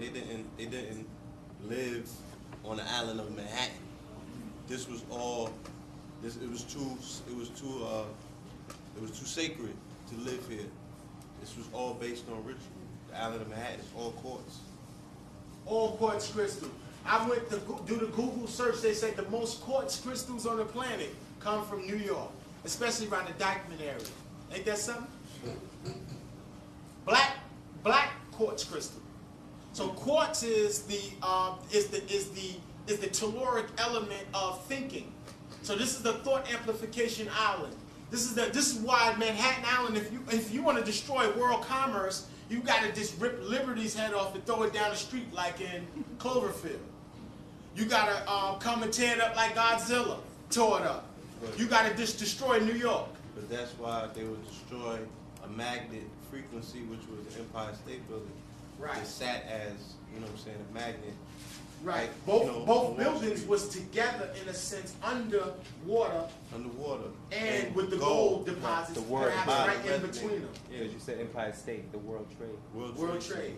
And Rashid, on Yes, top sir. of that, we went there and it's dead as the winter. And the brother peeped that the life forms and trees are still blooming. You know what I'm saying? Still blossoming. Yeah. I mean, Budding. dead as the winter, everything around it is dead. You know what I mean? Except for like the plants right next to it. Wow. Because they opened up the portal when you walk through the saffron gates. When Christos came and put those gates up, remember when we walked through those? Yeah. When you come through those, it was a whole, you experience a whole shift in your vibratory rate of consciousness. And this is why in the movie Cloverfield is Central Park. Cloverfield, where they found the alleged tape of the event, was in the Cloverfield of Central Park. And that's where those entities were coming. Entities come towards concentricities of force, where mounds and natural monuments and things of great import all coalesce and go down. That attracts those entities. The entities that came and seeded the world in Cloverfield were impregnating the women. You see the movie, the spiders was getting on the women, impregnating them, and the women was exploding. Now back to Equilibrium. Here we got Batman being in tandem, and this guy, Christian Bale, is going to be in the Dark Knight Batman. In this film, they got him. Now look at this. They got each letter in equal distance from the eye that they're both pointing at. 1, 2, 3, 4, 5, right? 1, 2, 3, 4, 5. 11 letters in total, right? The middle one being the I.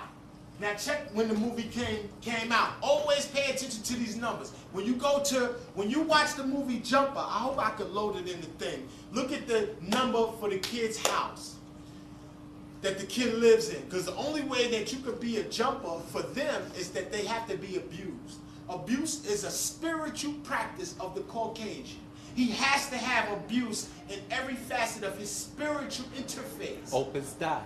Right? The spiritual practice for him, the most malefic book ever written was written by a gentleman named Kramer and another, and it's about torture and how to elicit the best response from people by torturing them. The science of torture is that somebody can ask you a question that you know nothing about, but the further along in the torture, you begin to tell them the fucking truth. How is that?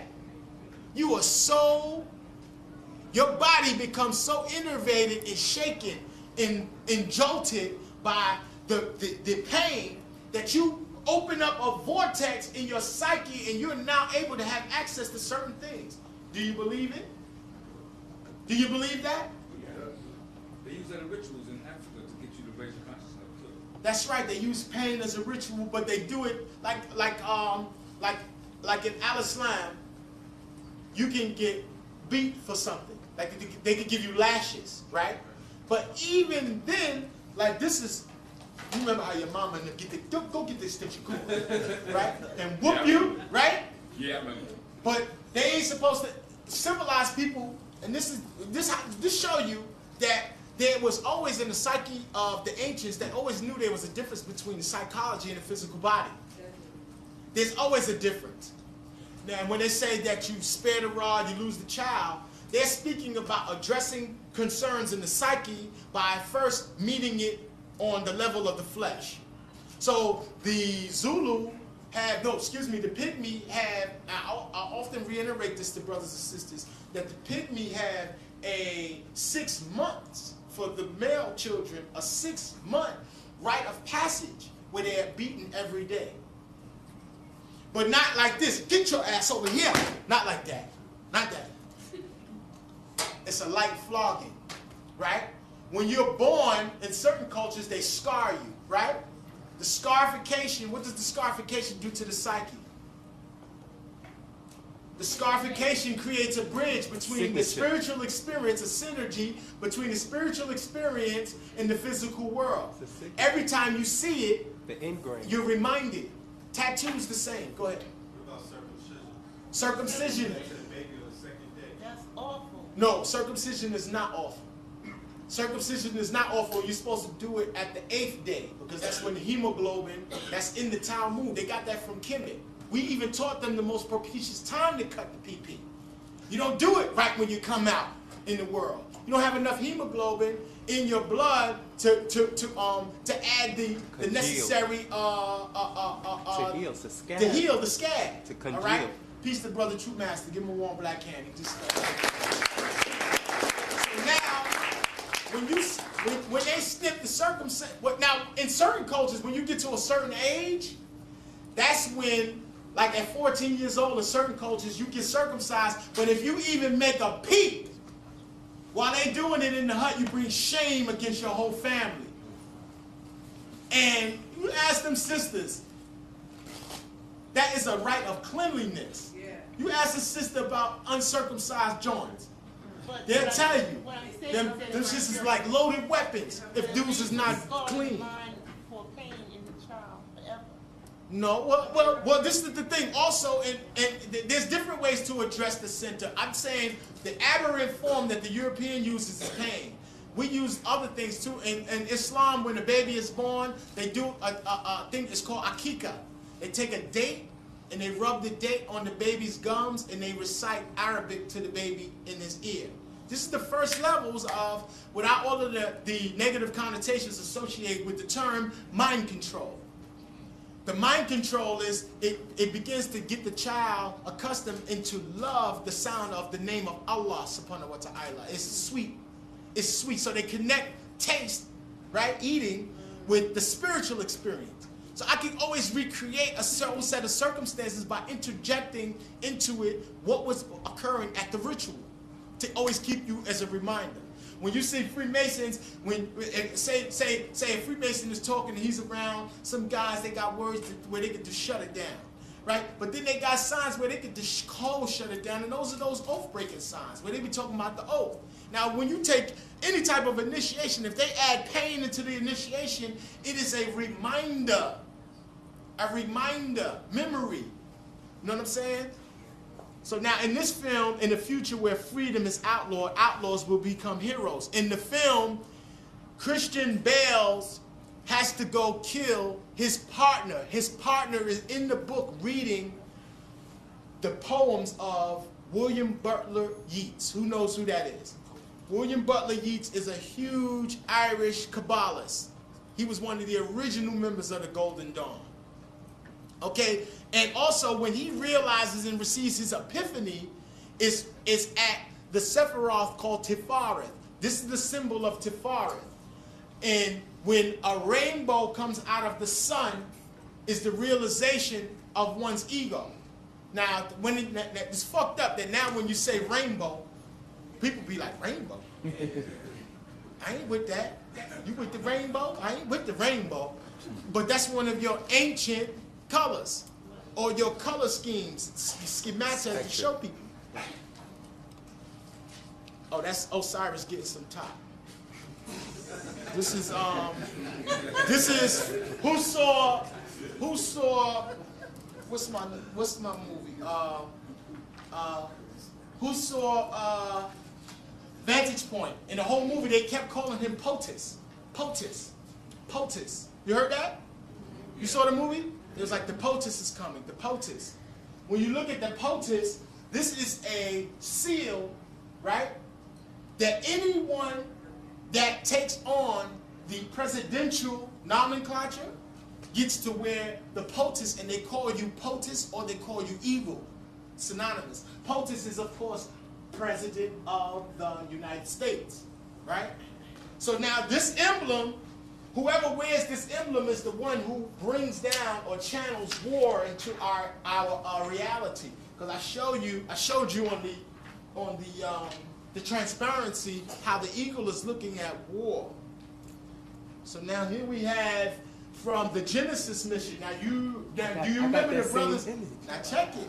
You have the same image? I got the same image in my computer right now. Now check this out. These are gold and sapphire collectors of light. What shape are they?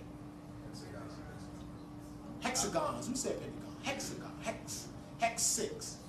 Hex. That's the structure of the atom. Right. That's the structure of the atom. More importantly, it's the structure which accommodates the reception of light. This is why water coalesces and conforms to the 6 sides, and water is very receptive. You're composed of, at birth, in the womb, you're like 100% water. As you grow older, your water levels dissipate. When you get real old, you be like 50% water. You just be bones until you go back to the essence, and then the rook. See, this is the science behind getting old. This show you that the cosmos is on our side. It makes it easy for the soul to escape the husk. You see, when the body becomes more frail, it eases it up. So the rook, which is the breath, when you get older, people say, my grandfather said one day he ain't want to be here. The next day he was gone. Right? It frees up. The soul frees up from the body because it's really not the body. This is a really evil thing, this physical thing. The only people who put something seeded into the physical world, something significant, was us. We made this shit spiritual. We left the keys to redeem the universe. Because the Caucasian is an accident. It's like you keep pouring milk. You go in the refrigerator, you pour milk, go in the refrigerator, pour milk. Soon you're going to spill the milk, right? And if you neglect to pick the milk up, what's going to happen to it? It's going to spoil. And the spoiling is its intelligence, telling it that it don't have a receptacle, right? So the spoil pulls energies and a bunch of things to it. And then the spoil gets hard, congeals, and now it's a part of the dynamic. We had systems of what are called tikkun. Tikkun is the same word from tekken. It means to redeem. We had systems of tikkun that that got into Islam, when you make salat, you shave off the superfluous edges of evil. See, we don't have a way to keep evil at bay. Evil is a part of the divine purgation. Whenever divinity comes into existence, there's a margin of error. The margin of error has infinite potential. The diameter of a circle, the radius is half of the diameter of a circle. But the other numbers after the 3, which define the pi principle, do you know those numbers keep going forever, forever, with no sequence? That's your reality.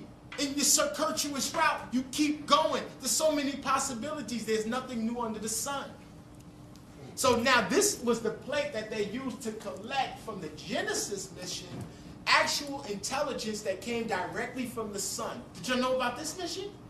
In this mission, they purposely crashed the vehicle because they want to test the vehicle from when stars and stuff come down, they smash. When stuff hits the, you don't know that we got interstellar material smashing into this planet all the time. So to recreate the whole synergy, they said, let's put them on there and then crash them. But they don't tell you that. They tell you that the people at NASA spent $226 million just so they could install the parachutes on the shit upside down. See? Here we go. Who's that? Biggie Small. Today is Big's 11th. We use this specifically. I wanted this day for propitious reasons. I wanted to do a hip-hop thing today. But Big is very significant because Big was a true testament of someone being able to bend time and space using their voice. He was the greatest in his day. He ushered up and inaugurated all of the styles that these dudes be using. Was this dude. Yeah. Was him. You don't like that, Rich? Would you want to have a battle? He started that double talk. Yeah, he started that double talk. Yeah. And Big had different styles, all type of stuff. Big was a legend. Here we go. Very significant image in this movie. Sisters, when y'all seen this, y'all supposed to get your nationality and be in a total different place when the shit hits the fan. Because when they got to the point where they had to distinguish themselves from these people. See, these people look like us. These are the people we see every day. Homie got the Yankee hat. He was baby moms or whatever, right? Here we got Will, Colonel, right? Colonel Robert Neville, their daughter and his fine woman, right? The Pam Grier archetype. They always use a light-skinned sister as your bridge point. They don't want to just cold give you a white woman, right? But the archetype is for you to have someone that's an intermediary to get damn near close to them. It's stranger than fiction. You can accept it or reject it. They continuously show you that complexion plays a huge part in the agenda. Huge part. So now, they didn't even care what complexion she was. When they got to the point, when they said, put your eyes through the thing, let's see what you're working with. It said that she had the disease. Now, obviously, he knew something that they ain't know. Because he said, she ain't got the disease, do it again. They said, nah, dude, she ain't going with you. He had to pull rank, declare orally who he was. He said, I am Robert Neville. Check her again. Checked her again, sure enough, what happened? They said, go ahead. They're giving sisters false diagnosis for many diseases. Right. They're making up diseases. They're telling sisters you can get, if you got a bump on your tongue, you can get ovarian cysts. Stupid shit. They just be making up stuff. It's a new disease. You need to come down here with your SS number and let us play all in your insides and put it in the culture, and let's go look under here and tell you you got a disease. Don't get locked up. They're telling the sisters when they come in, they give them the fake HIV test, and they got a whole register of how many people they got to tell annually that they got the thing. And they giving it to you because it don't exist. The HIV, you don't get HIV until you get the medication. Because the medication undermines the DNA and tells the DNA to kill this body in 8 years. And then you be trying to change the cocktail, and no, it's too late. The only thing that you can do, if they ever tell you, if you got an immuno issue and you eating chicken, you smoking crack, right? You know you got some closet crackheads in this motherfucker. Conscious crackheads. You know what I'm saying? You smoking crack. You might hit a little bag of Skag or something, drink some beer. You know what I'm saying? You are putting your body in a situation that is going to say, the hell with you, Jack. I'm out of here. Because you're not administering to me appropriately.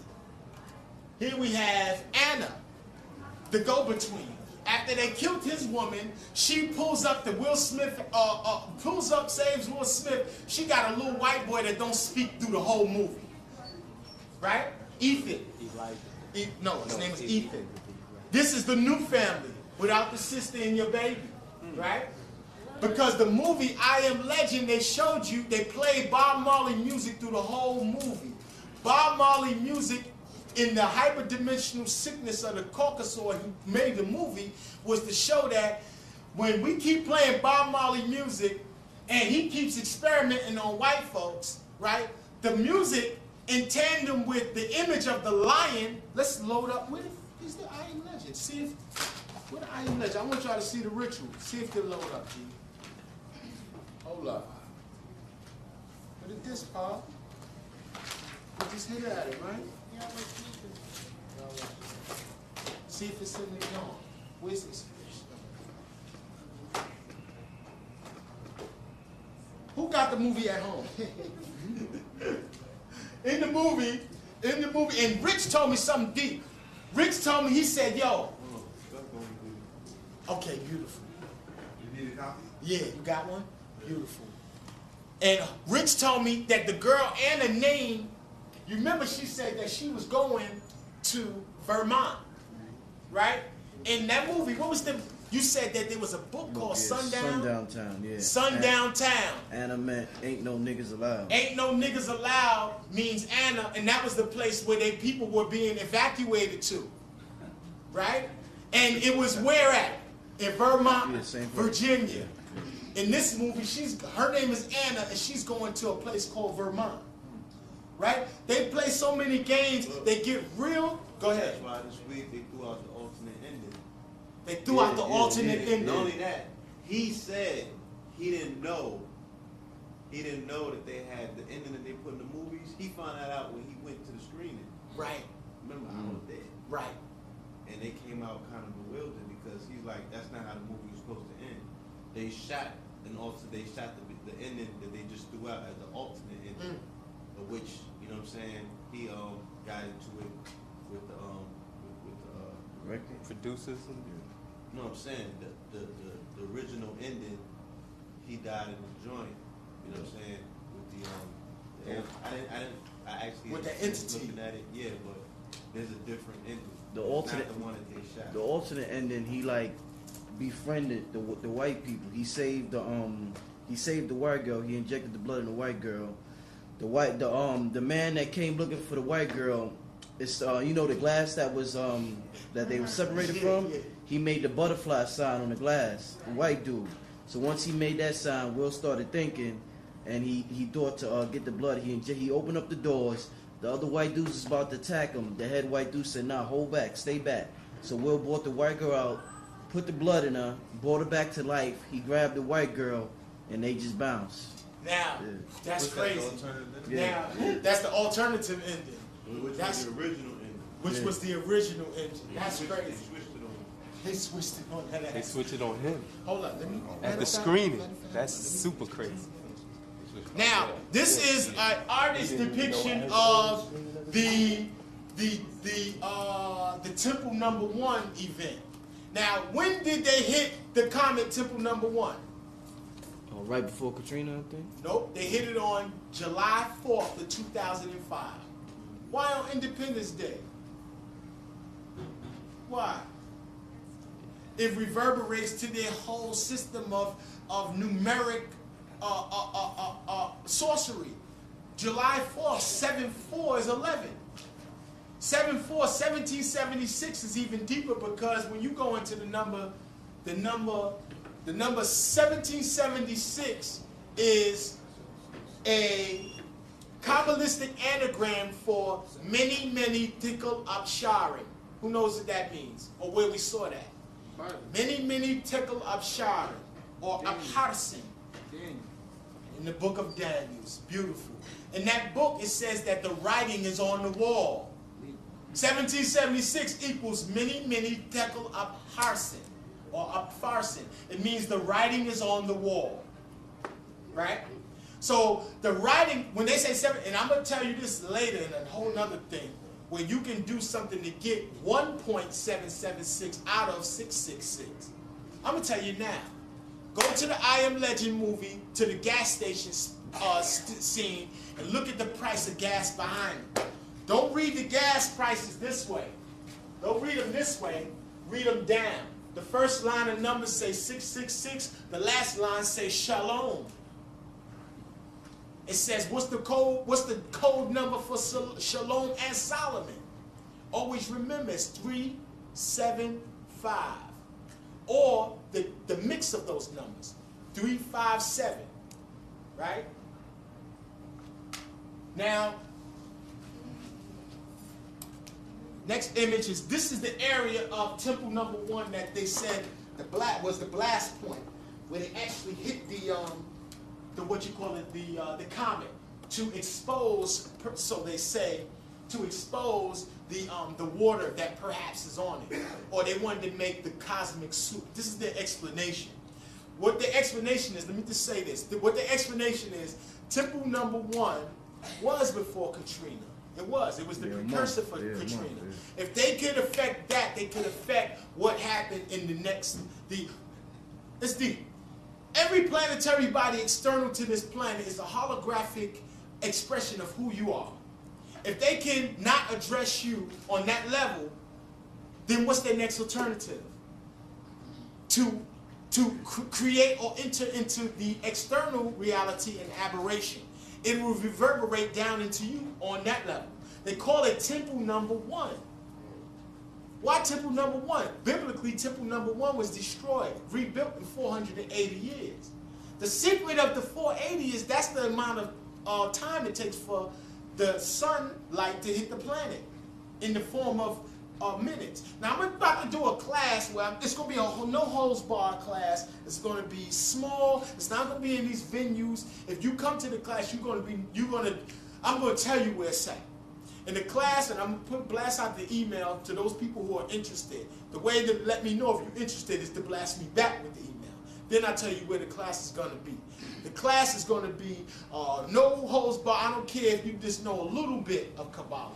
When you leave there, you're going to be more symbol literate. You have to be for the days that are coming because they're not attacking you overtly.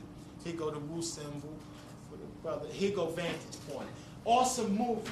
Now the Vantage Point, when they show you, even in the advertisement, it shows you that there's a dissection. There's so many separate aspects to one man, to one perspective. So your vantage point, when I watched the movie, they show you the same political assassination like 7 times. So the first time I seen it, I said, wow. Then they show you the second sequence. I thought I had it figured out the first one. Then they show you the third sequence. I thought I had it all figured out. Well, the vantage point, the people that I'm going to go into this. This is the first Lethal Weapon movie. Check this out. Now, the Vantage Point film was a political assassination in Salamanca. Salamanca, where's that at? Spain. The terrorist cell were Moroccans. They killed the fake president, shot him in the movie, right? Somebody told me that they shot Clinton about 7 times across the globe in other countries.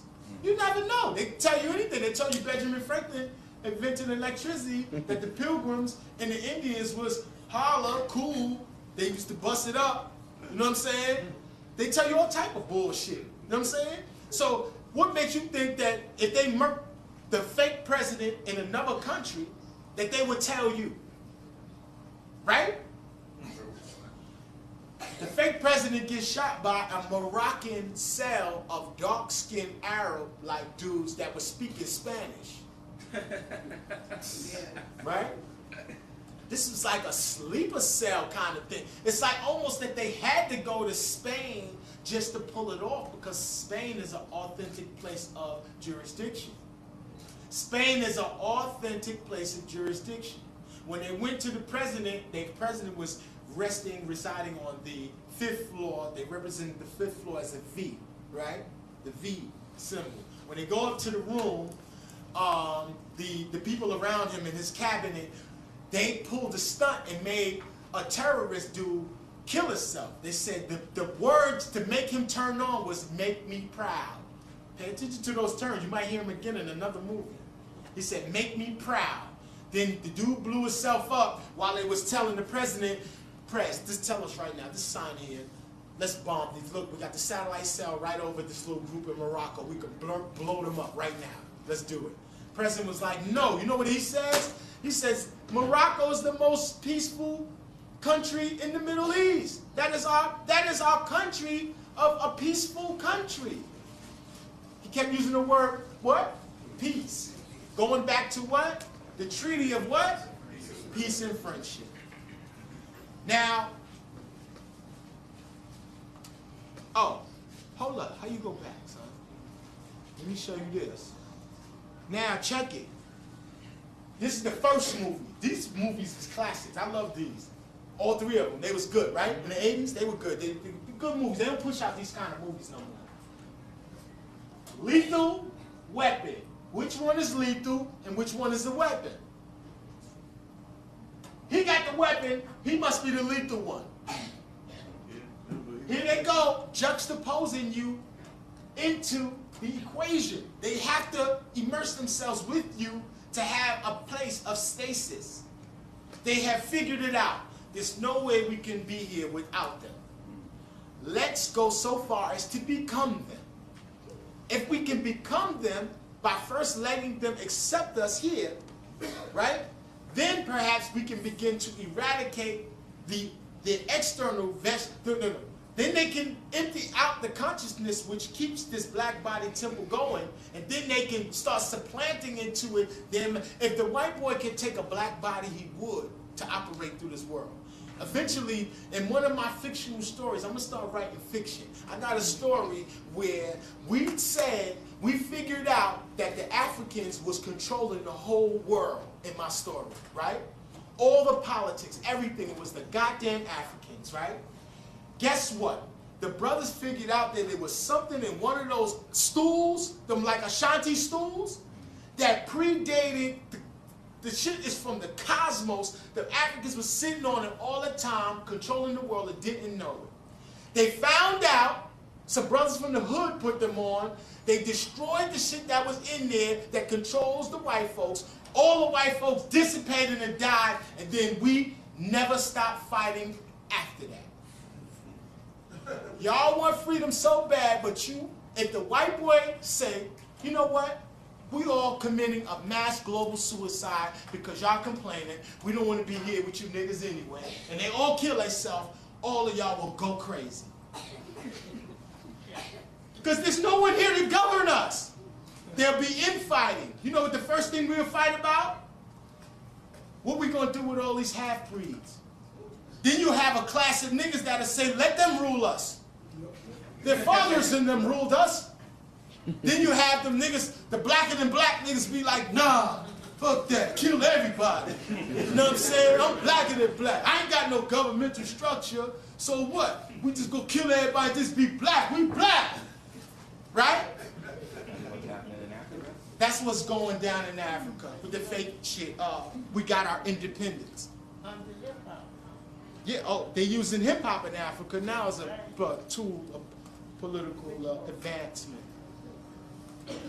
Now, big symbol. The Lion of Judah. Hold up. And becoming us, let's not forget, Right. Barack is half white. Thank you. But check it. Barack name means, the brother said he didn't want to touch it. My feeling of it, Barack means in Yara. B in any language means in. B means in. When you say begin, it means in Genesis. Hello? Okay. Anytime you hear B in language, it means in. That is the connotation. His name in my perspective, Barak has something to do with the Islamic term for blessing.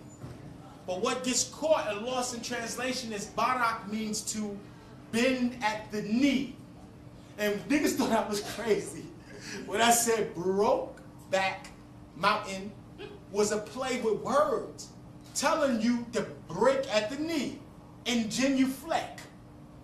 Barak means to bow down. See, they say, when you say Barakallah, means blessings of Allah. That's baraks, you know, barakats. Don't mess up you hear Muslims say, don't mess up your barakats, brother. Don't mess up your blessings, right? Your barakats, your blessing, it means to bend at the knee. What time is it? What's the time check? 6 cents. 6, okay, let me wrap it up. Now, when barak means to bend at the knee, but it also means when you put a K at the end of words, it means yours. The word for K is the palm. Kemet, it's a hand. By connotation, it means to own something. When you put a K at the end, like New York.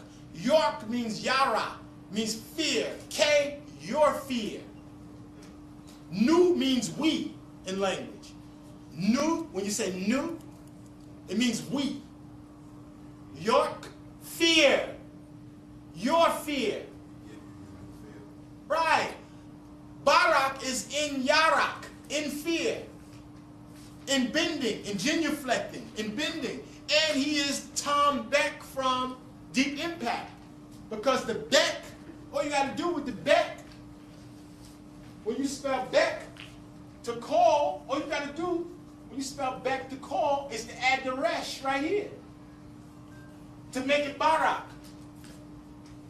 Barack Obama, I don't care who, if I run for president, did you know that Eldridge Cleaver ran for president? Did you know that? Eldridge Cleaver's an awful nigga. He got little Bobby Hutton killed. They let him, they gave you the same blueprint in the 60s. They gave you the same blueprint they gave, who did Barack kill to get to that point? Because Jesse killed Martin Luther King to get to go, for niggas to be like, go Jesse. I remember people was disillusioned. People that close to me that I love in the 80s was like, go Jesse. They even had me thinking that we could pull that off. But like it's a huge accomplishment, which is not. Getting a job is not a huge accomplishment, brothers and sisters. Being able to get up, I get up and go to work every day. I take care of my kids. That's not an accomplishment. That's the shit you're supposed to do. Right? Everybody want credit for the shit they're supposed to do. Right?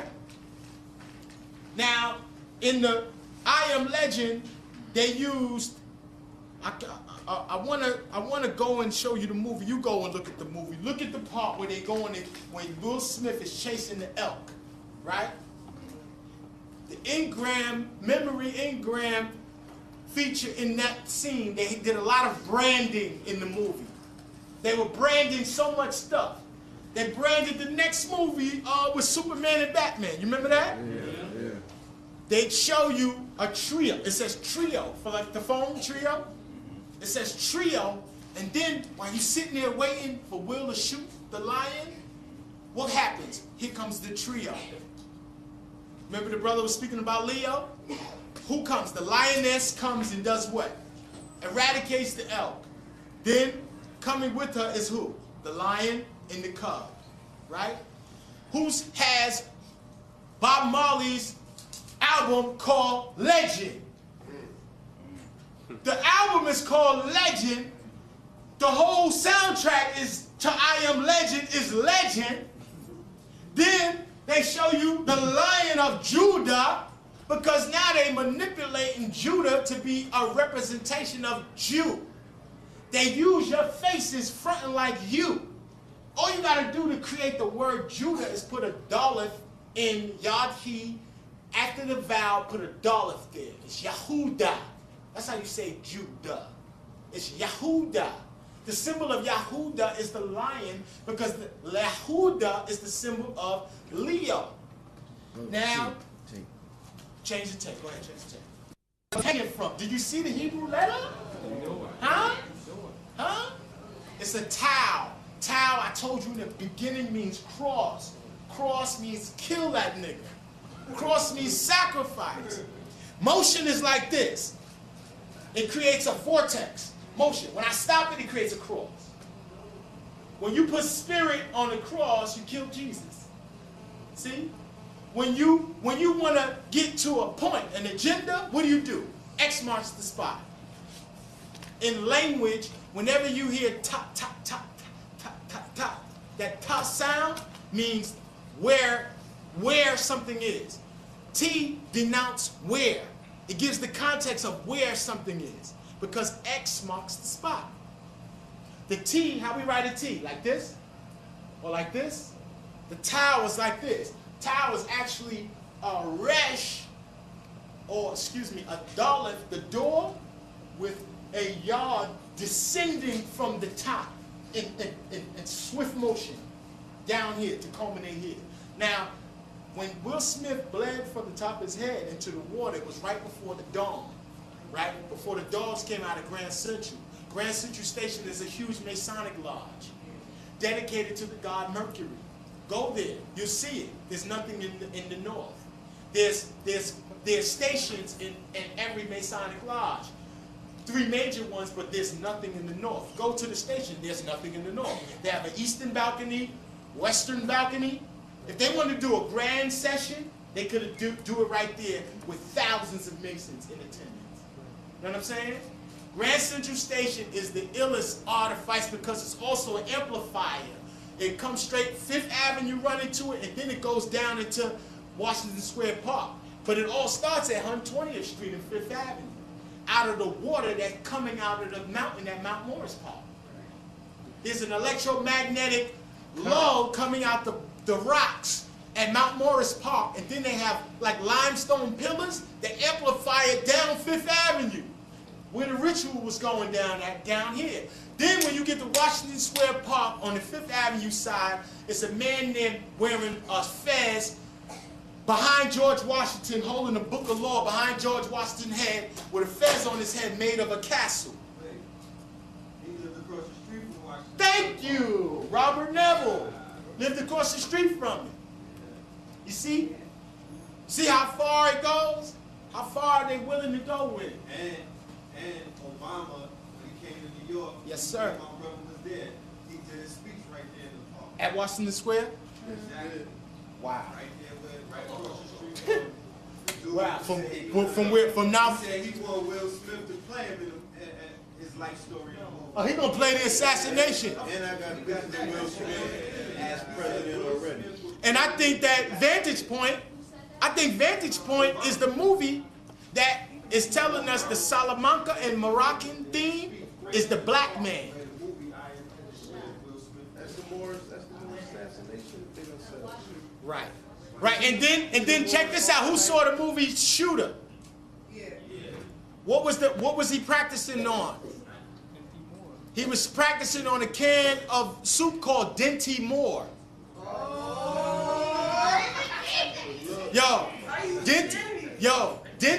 Dent means imperfect Moore. Look at the movie Immortal. Who ever seen the movie Immortal? Right? Check out Immortal. They got a scene where the protagonist is getting shot at, right? Me and my brother right there watched it in my crib. One of the protagonists is getting shot at. Right in the scene, they got a white man dressed in all black with a black fez on. My cousin pointed it out in the last lecture about the Moor in the back with the fez on in the picture.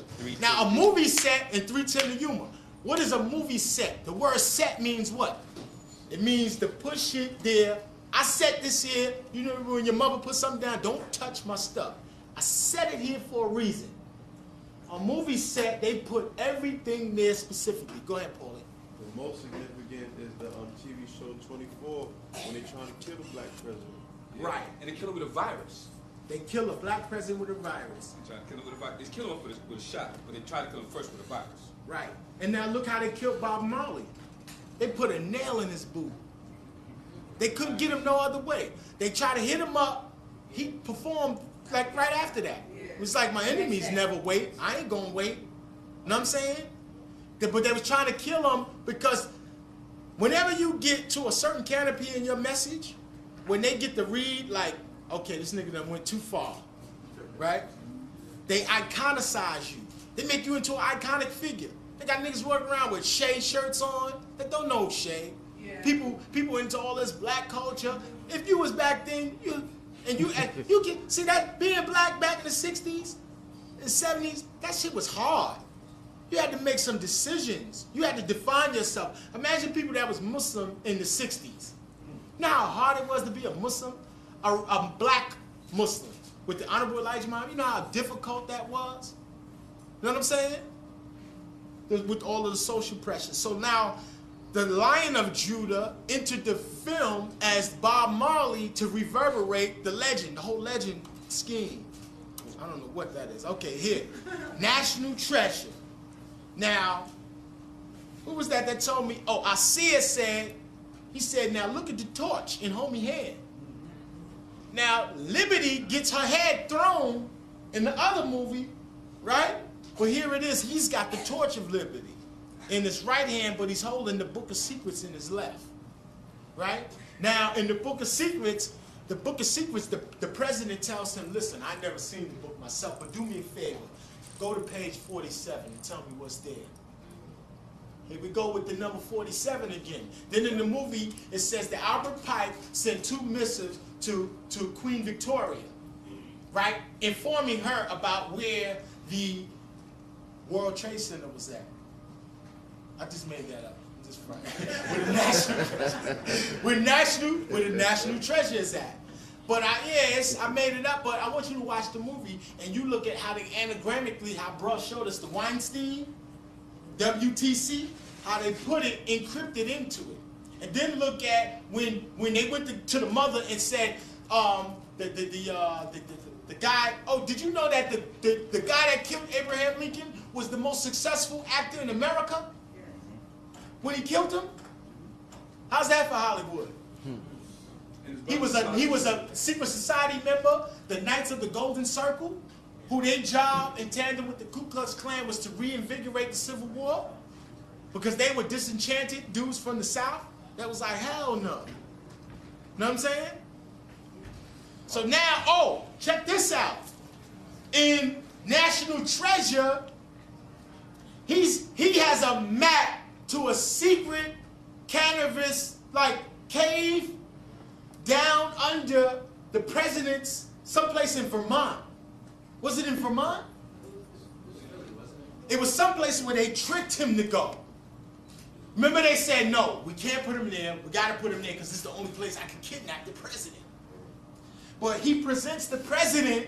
This shit is so crazy how they did it. He presents the president and says, yo, I know Washington was your favorite president. Here's an authentic map. And then the president says, you don't have to tell me what that is. I was an architectural major at Yale. That is the map of George Washington's house, and it has the underground chamber, right? He said, yeah, well, my great-grandfather received it from Charlotte, right? Charlotte, when you hear the word Charlotte, char means to burn. Char means black. Let means little. Et, like rockets, little. So a little black woman, or what they called her, Charlotte, I Googled it. I said, let me see if these crackers is really doing something real with the movie. I Googled Charlotte. She's one of George Washington's slaves, quote unquote. She was the one in possession of the paperwork, though.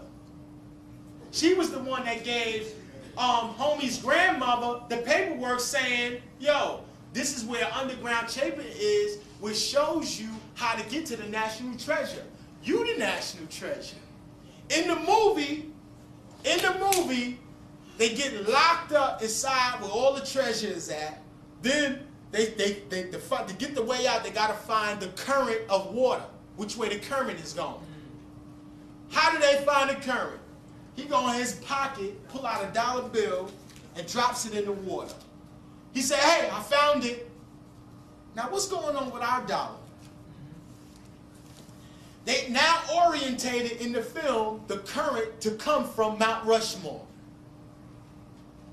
You get it?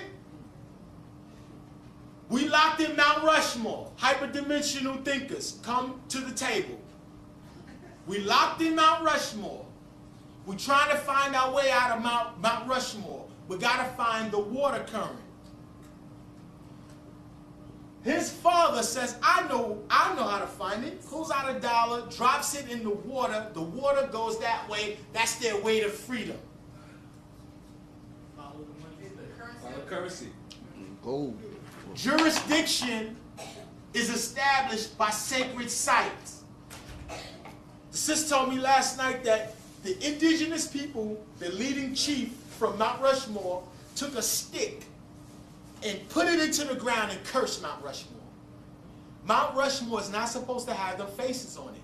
They even, the way they do that type of architecture is they blast out the empty space on the dude's faces to make it all come out. Then they chisel the regulars. They're not supposed to have 150 years of history on a mountain that has been named several things. Recently it was called Mount Rushmore.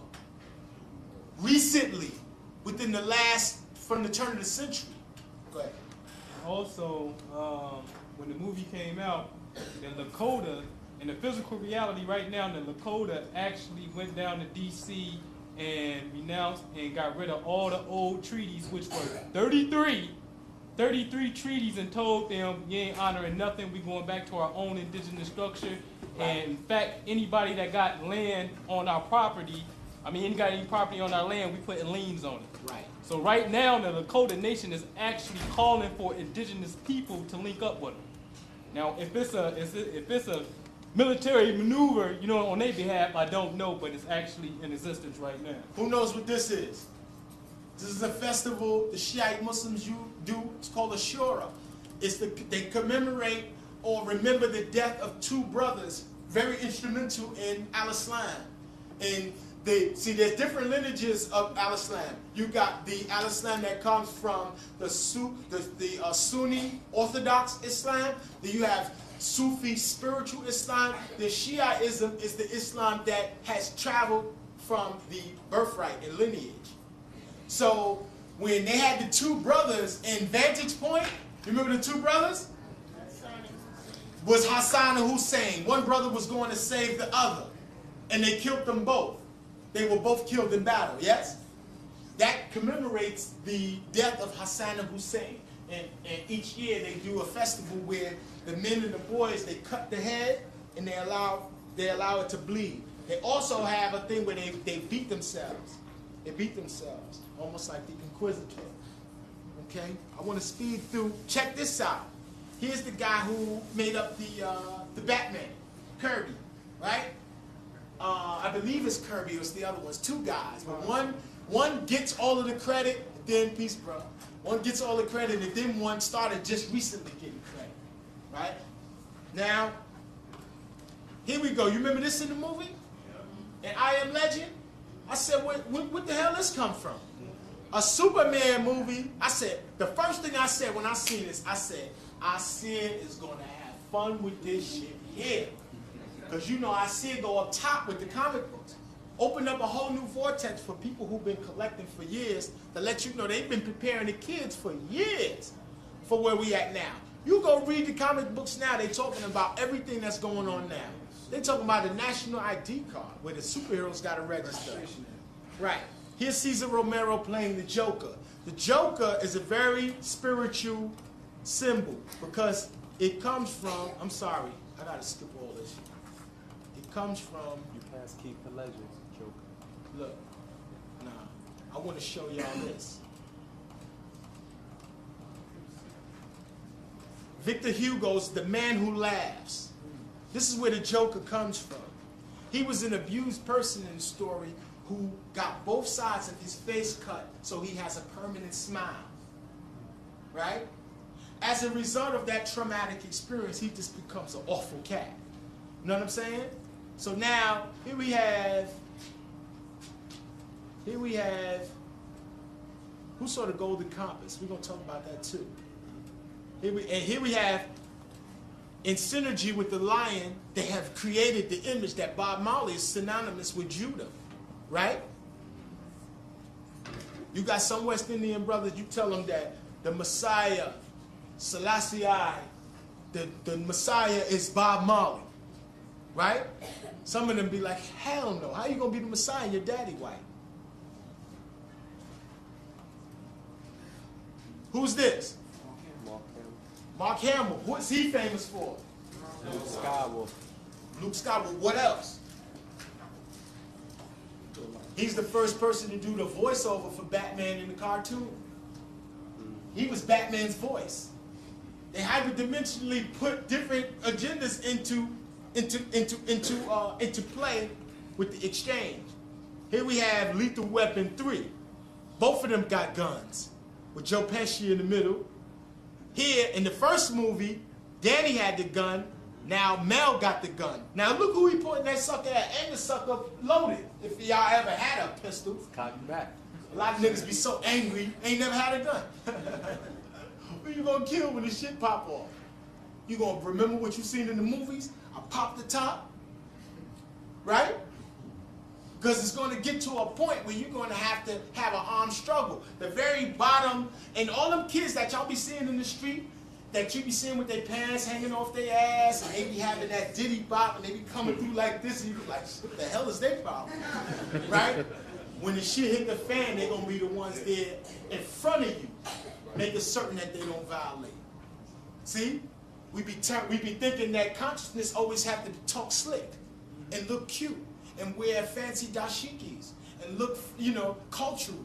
Consciousness seeds itself whatever it feels like, especially melanin. Melanin do whatever it want when it feel like it. Whenever it feels like it. Melanin is the jumper from the movie. You seen the movie Jumper? Mm-hmm. Jumper is and you see, and in the movie, go ahead. They only jump linear in the movie. They can never jump back. They never jump the way that we jump. Right. It wasn't intergalactical. They only was jumping through their times. The way the white boy does it, which is linear. Right. We jump in time. We jump back linear and everything. That's the reason why none of them could wear none of the old shit that they wore in the 70s, but we could wear the shit we wore in the 70s and make it new. And you see that with Denzel. I mean, to cut you see that in Denzel and Deja Vu. This interact. He was able to jump. Right. You know what I'm saying? Right. But the only thing that helped him in Deja Vu was the love for the black woman. And they knew that the only person they could get to go back in time was a black man that loved a black woman. Because that's the energy, that energy alone that he has for her is what keeps this whole dynamic going anyway. Kabbalistically, the whole universe exists predicated on the warm embrace of Bina and Chokmah. They're in an embrace that's so tight.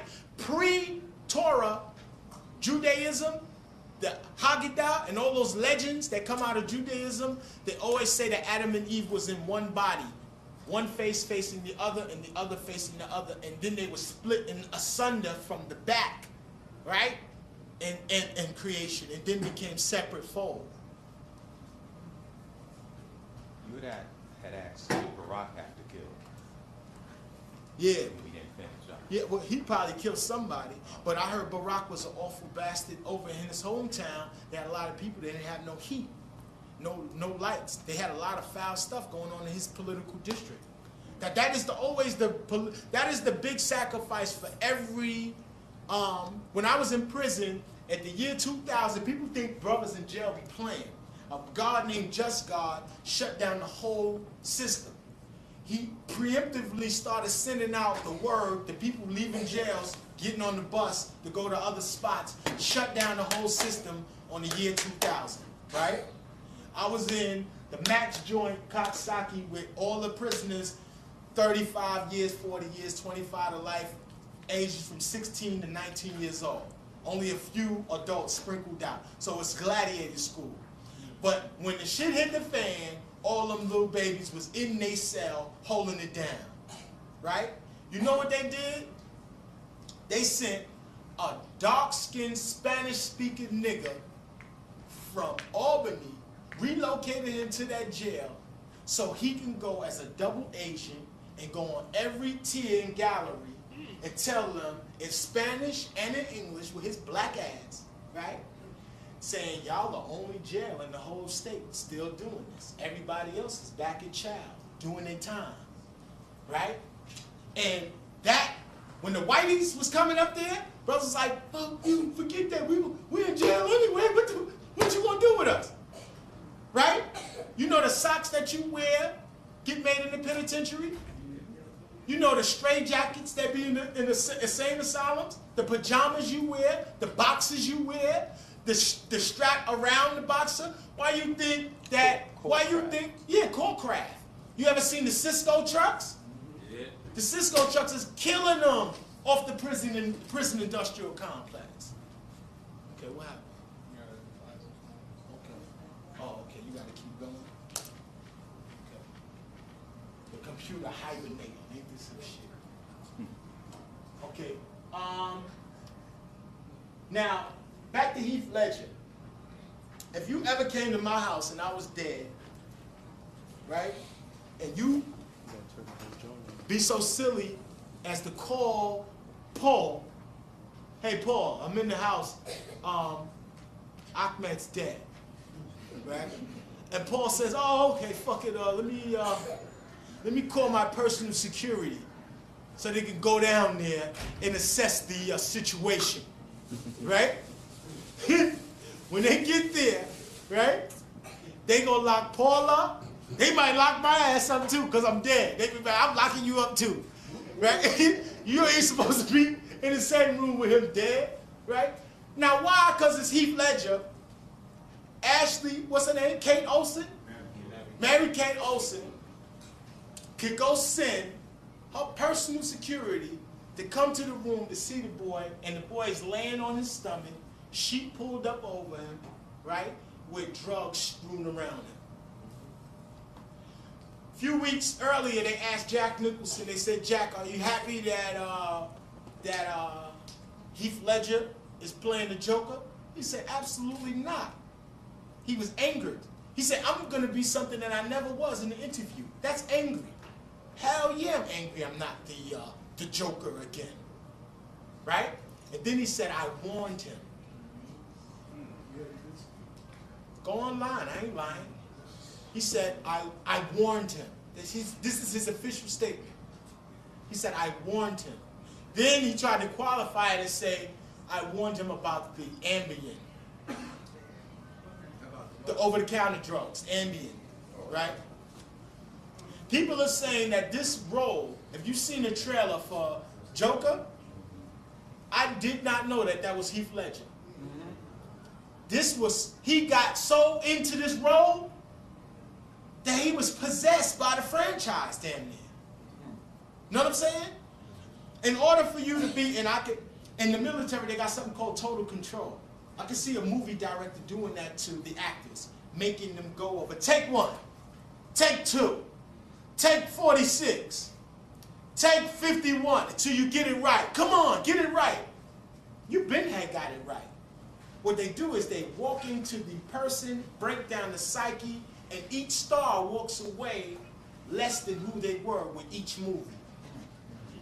You be in, like they said, who was that? They said he was enrolled so much that he stayed enrolled.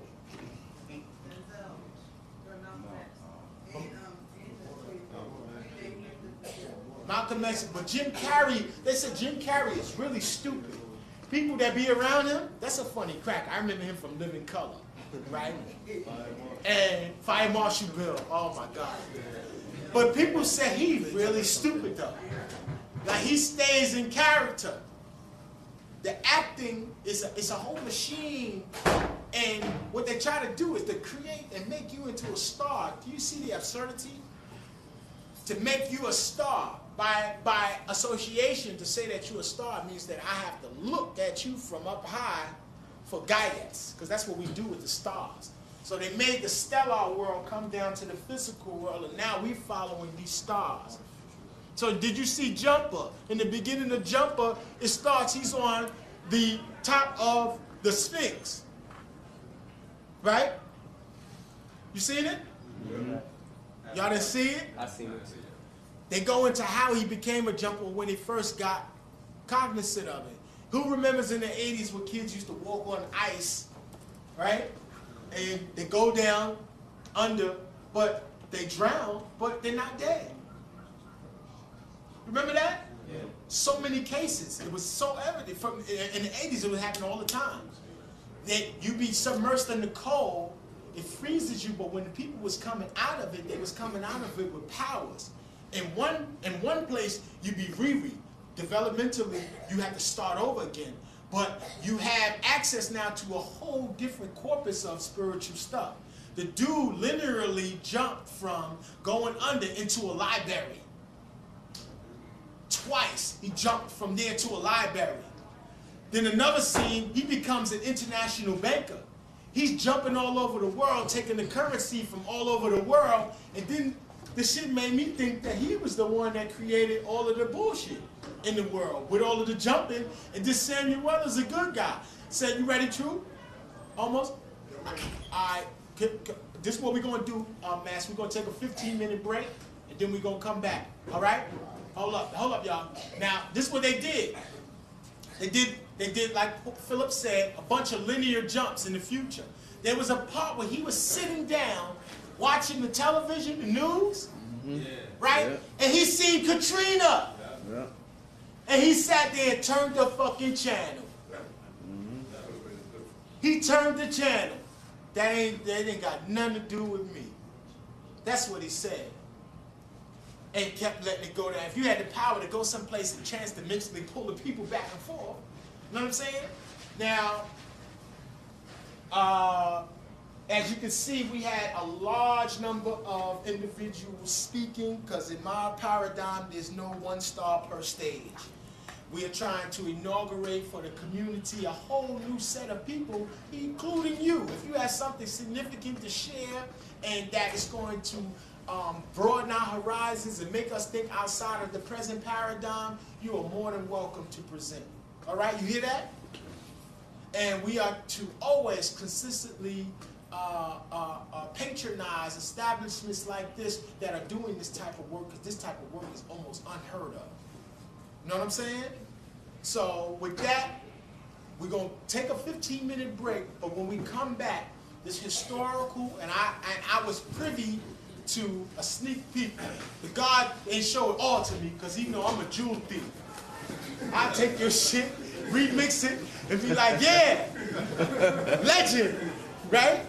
So God showed me a little bit of it, but it's historic nonetheless. Stay tuned and come right back after the break. 15 minutes. If you want to get something to eat, get your eating first, and then do everything else after that. Peace. Peace. First thing I'm going to do is I want to show everybody this book, even everybody in TV land, very fast. This book is called The Negro, the Black, and the Moor. And it's by Brother Romani M. Emmanuel. They gotta close the door. Huh? The sound, they gotta close the door. Well, close the door. And the book shows clearly, it has all of the documents that these brothers were submitting to the government, informing them that they are not to refer to them as either black nor Negro, and go even further to qualify why those terms are not synonymous with freedom on any level. And the book shows the correspondences that the State Department and all of them were responding back to these brothers, telling them that we fully cognize and understand what y'all are saying. So it's not a mysterious thing that we talk about. And I always tell people that the books are far more significant than the DVDs. They could cut the electricity off, but that won't affect the book, right? Books are super serious, significant. All right? Now, before we bring Brother True Master, Brother Victor is going to come up and give us an announcement pertaining to some of the events that Be Creative do. And you know this brother this is the brother that brought Dr. Sabi here to LIU in this lecture hall. All right? So give the brother a warm black hand. Greetings. My company's name, I'm going to be real brief. My company's name is V Create, and what we do is we employ people such as Dr. Sabi or A.A. Rashid, not yet, but we'll be working with Brother A.A. Rashid and others to come in and speak about their topic of expertise, whatever that may be. Dr. Sabi's happened to be health, so we got him in to do to speak on health. We're not going to be knocking down anybody's door, no disrespect to any religious, if you're Jehovah's Witness or whatever, but we don't do that. We're not going to be knocking at the door. We only offer the information to the people who want it. So whoever wants it, we have it to give, and it's going to be from the people who are experts in their field. For this, our next event is going to be on Fridays, every Friday at 7 p.m., and it's called Know Thyself. Excuse me. It's called it's our first annual film festival called Knowledge Through Cinema, and that's going to be at 7 p.m. every Friday night from now till March 28th. So if you want to come, it's right here in this room. Right here in this room. So you want to come to it, just let us know. It's $10 to get in. It's not a big deal. We watch the movies, and it's going to be cool. In fact, the sister from Sankofa, we're going to be playing that. She's supposed to be in. She emailed us and said that the main actress, she's going to be here for the screening. Wow. So that's something that's to look forward to. Anyway, if you want to contact me, the number is 347-782-7564. Again, that number is 347-782-7564. Thank you, Brother Rashid. You're welcome. Peace. You're welcome. Peace. If you didn't have enough opportunities to partake in all of what our vendors have, the vendors will still be there at the remainder. We want you to pay attention to Sister Annette Thomas. If it were not for Annette Thomas, we wouldn't, the sister outside right now with the Seymours, we wouldn't even know Sabi. She in fact brought Sabi to the U.S. to be able to teach us on that level. She's out there now with the Seymours. She was one of his premier students. Another sister in attendance as well was there at Usha Institute. I know when I was there when I was a baby. In the beginning was Sabi. So we got a whole lot. We don't have to outsource in our community. Everything is here. You know what I'm saying? Everything is here.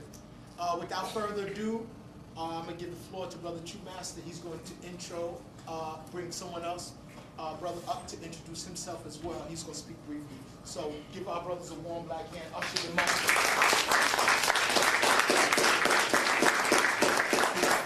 Peace, family. My lecture today is called The Original Catholic and Protestant Moorish Nobility of Europa. For a long time, there was a lot of information that really just didn't add up to me, so I wanted to really do some research and make a lot of things clear, and it definitely became a lot clearer to me once I did the research. But before I get into this, I want to bring up my man, Yeshua L.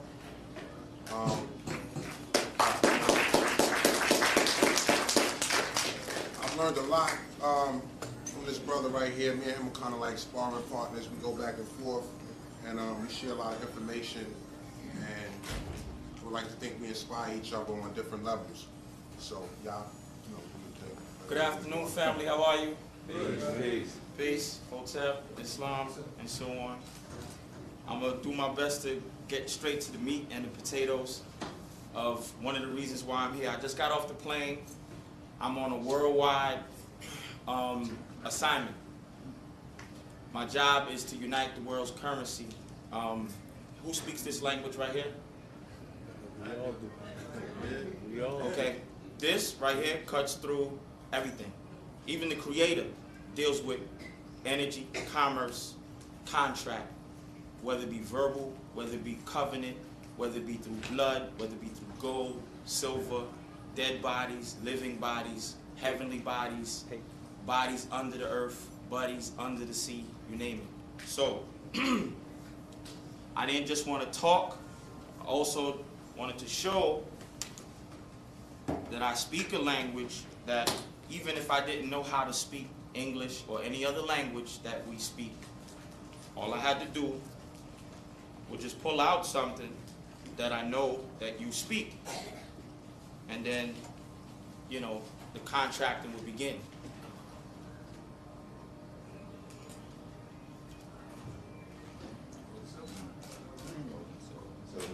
What's that? You tell me. Currency, energy.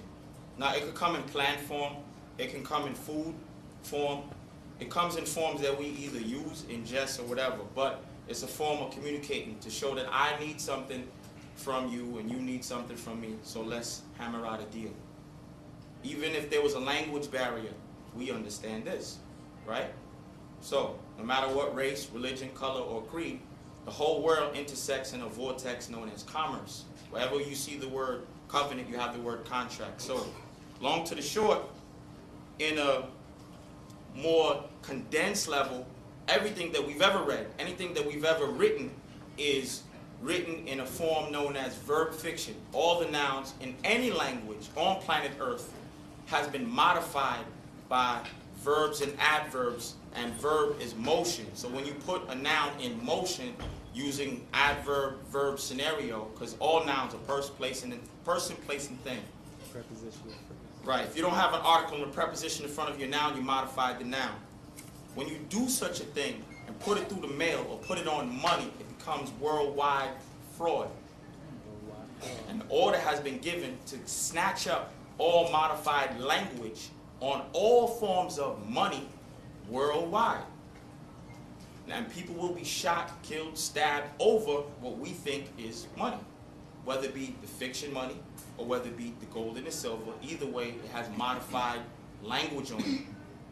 The correct form of doing commerce in any language, in any culture, you have to make sure that you are presenting a noun, a fact, that can't be deviated into another language to trick, confuse, or misconstrue, or using some form of word sorcery to get something out or extract something from a person or a group of individuals for next to nothing. All right, so long to the short, as a full colon diplomat, which is another form of saying a diplomat, recognizing different cultures, because you're always dealing with the draconian government that we maneuver through today will always say, oh, we don't recognize this, we don't recognize that. Then fine, give them 5 to recognize, or many different forms to recognize, and they have to recognize at least one, but get more than one. Anyway, so long to the short, my job is to give the invitations to different diplomats and delegates and bankers to come to an agreement that we have already in place a corrective form of contract banking, quantum post office. Because the water, the food, the money will be shut down and turned off. And if you don't own your own or control your own through a form of contract and agreements and so on, presented in a factual quantum way, which is known as either in the truth or quantum banking, is already in place. So I'm not speaking about something that's so far away that you can't grasp it or use it to improve the quality of your life right here, right now. So, getting more to the point, they all have agreed to come together to meet either at the UN or a different private location to do banking. And this is not something that you can't get involved in. If you have a commodity or a skill or whatever, you can get involved in banking on any level. But what I've learned is that our ancestors have been doing this level of banking for a very long time. It's just taken a moment for us to get reacclimated in the brain and in our day-to-day living on how to go from the level we grew up in to the level we were already ordained to be at as far as your potential. So, long to the short, that was one of my many jobs as a full colon diplomat or diplomat, full colon post-master, full colon notary, to stop and correct, to pinpoint fraud mathematically and correct it, and then back up what I'm saying with some form of commodity, and then make the little toy soldiers move on it. Because if you put out an order, whether it be in paper or in a money form, you still have to put out an order. You have to back it up with energy. You could buy a new TV, don't plug it in. The TV is not going to project anything if you don't plug it into the currency, which is back to the energy. So, another assignment I was given is, and I'll make this brief, if you have anywhere between 20 to 100 members of your family still alive and living, put your dimes, pennies, and whatever together and purchase land that you own so that you always have a place to stay, always have a place to go, and you never have to worry about being homeless. And accumulated resources as a family, as a unit, your whole family becomes a government. You know, and you purchase different either lots, plots, or wherever. It doesn't always have to be in the United States. It could be anywhere. And you gate it off, and you receive all your mail at the post office and hire a trustee within your family to balance all the books and keep things moving on a contractual business level. So, and the way things are being communicated, the fiction world and the quantum world intersect in the world known as commerce. So if you ever bought anything, if you ever invested in anything, you know how to get involved in contracting. You just have to know how to project your interests and the terms of your contract, no matter what it is. But first and foremost, purchase and own some land, even if it ain't a lot, even if it's raw land that don't have nothing on it. At least you own it. So, and then the next level is if you choose to go to the route of land patents, which you can, or quantum land patent, which is on another level, articulating that you own the land, the minerals, and the airspace over it. And you have to really dig deep and get into it, just like all the other nations are doing.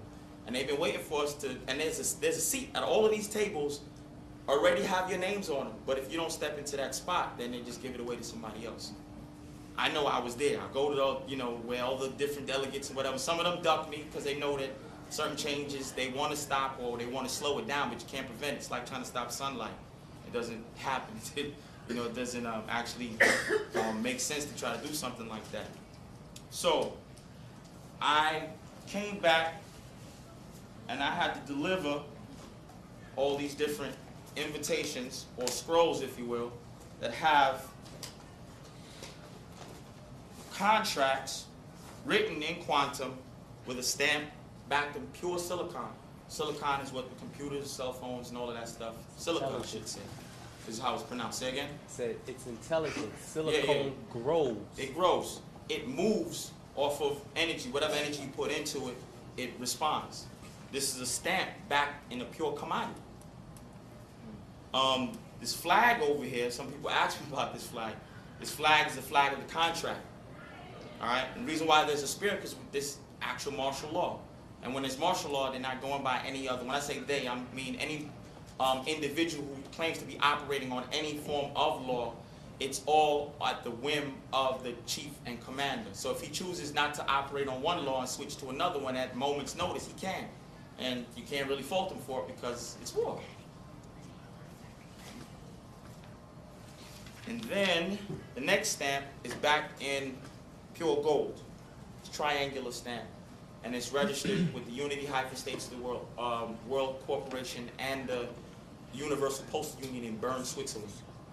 So the post office controls all your contracts and all your money, moves everything. And if we don't get into our positions, which means when things stop or slow down or shut down, the contracts are still going to need to move. When everything shuts down, paperwork is still going to need to be moved. Books are still going to need to be printed. Contracts are still going to be or offers and return offers are going to be needed to be moved from ports of entry to other ports of entry. And to stop the mail is also a federal or international offense. So when you are a full post-master or postmaster, and you're transporting documents from one port of entry to other vessels in dry dock, because every building, every car, every house is a vessel in dry dock.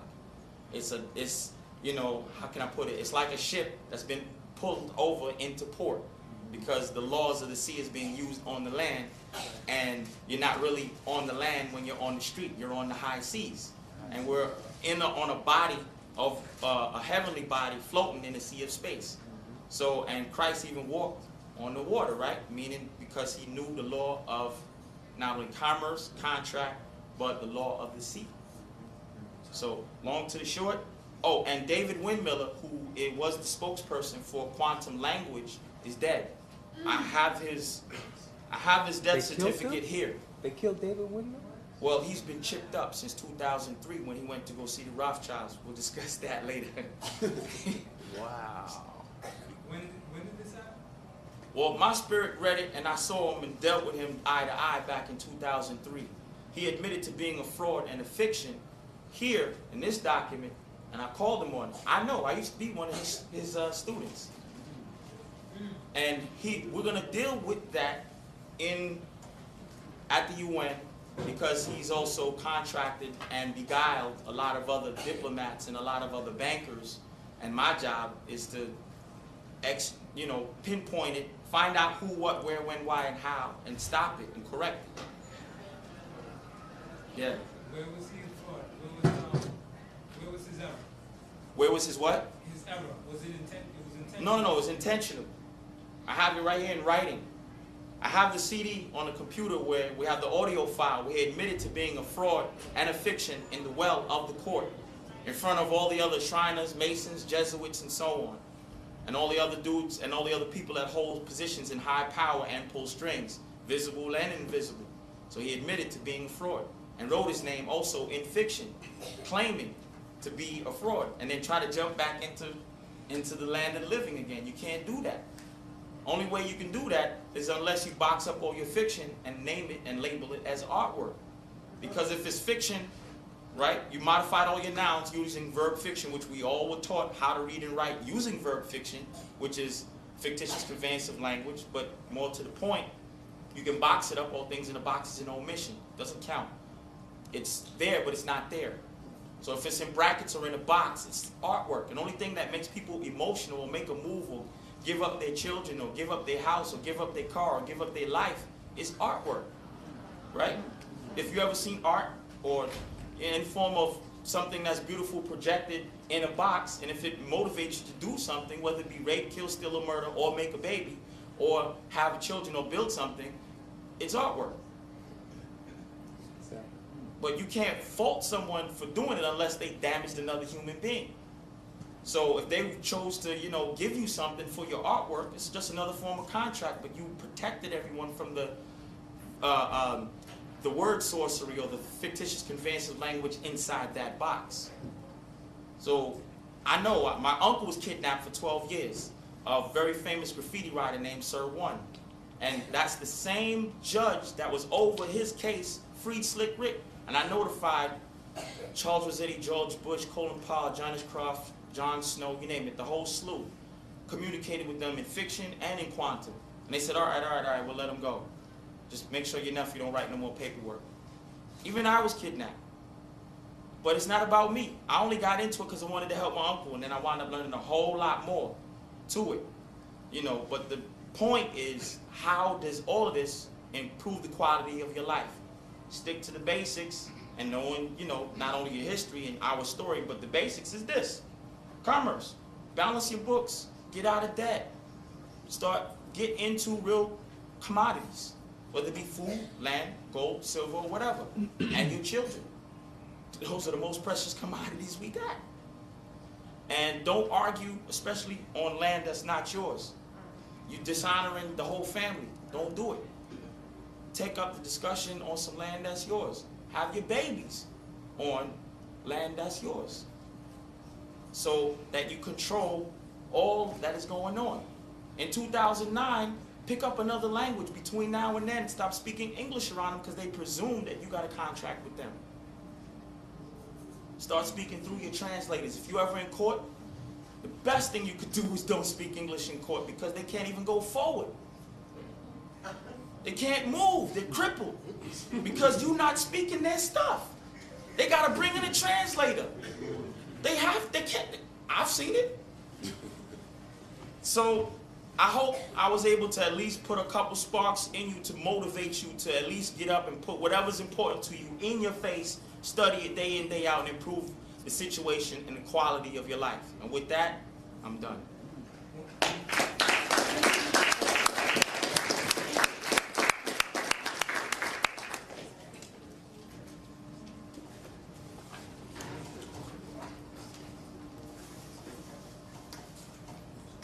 Rich, is it possible to tone the lights down a little bit and still be able to see me on the... Yeah, will.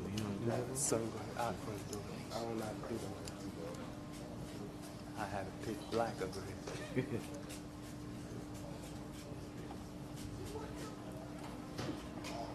You good like that? All right, the name of the lecture today, y'all, is called The Original Catholic and Protestant Moorish Nobility of Europe, or Europa. Now, most of us are familiar with the Moors and the history of the Islamic Moors in Spain and so forth and so on, but a lot of us never really delved into the history of the Catholic and Protestant Moors who have a long and deep history rooted inside Europe. And it was very deep because the more I looked, the more I found, and it was like, even though I could tell that they was constantly trying to wipe all of or suppress a lot of this information and hide a lot of this information, it was like a daunting task because it's too much, it's overwhelming. It's like, you know, I just challenge you on anything you hear up here that you don't really think is accurate. You got names, you got dates. So, who is she? Is that really her name? Because you're dealing with advanced mind control. So advanced that they can have somebody sitting in here, whether you want to believe it or not, that's invisible. Teach. Right. That's right. I hear you. That's real. Seriously. Seriously. Who is she? What have they done with her? Because they got her now by Kabbalistic contract. They have her. Hit the next one. In the story of the Bible, what happened to Goliath? David slew him, right? 3, 5, 6. 3 and 5 is 8. 8 and 6 is 14. That's David. David slew Goliath. What are you telling me? You're going to kill Barak? Who is Barak? Because Barak has a metaphysical meaning in Islam. Yes. And I'm not going to touch it right now. I'm not going to touch it. It's like Rashid said, some of this you can't put on camera. All right? Watch the stars. Understand planetary law. Take the next one. Does the United States use more science? Yes. All right. George Washington. Rolling with a brother with a fez on his head. Not a fez, a turban. He is about to cross the Delaware, right? That's Trenton over there. But notice the red flag. What the hell is the all red flag doing in Trenton already? Why are there battleships in the background flying the all red flag? See, this red fez, it's yours. It's more than just a tall hat with a ball swinging around. It's yours. All right, go ahead. Hit the next one. There it is right there, the United States Senate. That's the seal of the Senate. There's your fez. There it is. It's yours. Hit the next one. What's this? Department of the Army, 1775, George Washington. There's your fez, but look at the top of it. This will defend. That's right. That's why the government is yours. Defend what? Defend this? Defend the Moorish principles? When you're ready? When you wake up? Please, Mr. Farrakhan, call us back to D.C. Please! And the only thing you gotta say is, damn it, we ain't leaving. We will not leave. You seen what happened last time they got out of town. Understand this. They cannot and will not kill you wholesale. They have to graft you. It has to be a slow process. Because to kill you wholesale will destroy the very structure which holds up the entire universe. And that is your fault. It's that deep. They say it's a bunch of baloney. Well, why ain't they did it? You know he your enemy? If he could, he would. He cannot kill you wholesale like that. He has to do the Yaqub principle. He has to. You got to kill the fake. That's right. And make you think you died. Exactly. Hit the next one. There's your feds. 33rd degree. Ford, the president, right? J, opposition. So when the book came out 180 degrees later, boom, or opposition, she was hit with opposition and she died. And the next one. But watch this. 120 in Kabbalah means the time of the decree. His days shall be numbered, and it also means master. See, only a master can actually conduct this ceremony of raising. Only a master can raise you. All right? But 60 in Kabbalah means matters of the law in the Talmud. The law. But law is planetary law. All right? And 180, remember, in the sublime degree of astrology means opposition. And look at this. Hit the next one. What do you see? Let's just deal with symbolism. I see a damn white machine pushing out a brown or a black teddy bear. Now, you've seen him on TV with a teddy bear, so the teddy bear is him. All right? But look at the white machine. And what's this, a house? That's a damn White House. The White House is projecting him out in space, but yet he got the nerve to get on TV and talk about George Bush in the White House. Get the F out of here. Stop it.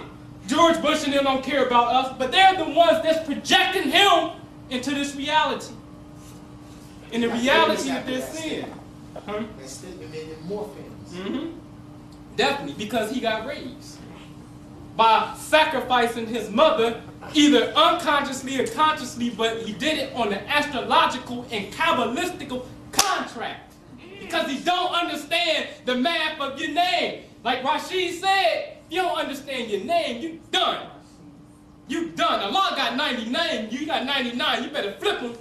Come to the Hebrew to 72, you better flip them. Because if I can pinpoint your frequency and know where you bobbing, I'm a jam. I'm gonna jam, guaranteed. Hit the next one. The Graduations, which is his album. The first week it sold 957,000, and Curtis' first week it also sold 691,000. Listen to this. It marked only the second time ever since the Nielsen SoundScan began collecting data in 91. All right, that 2 albums sold more than 600,000.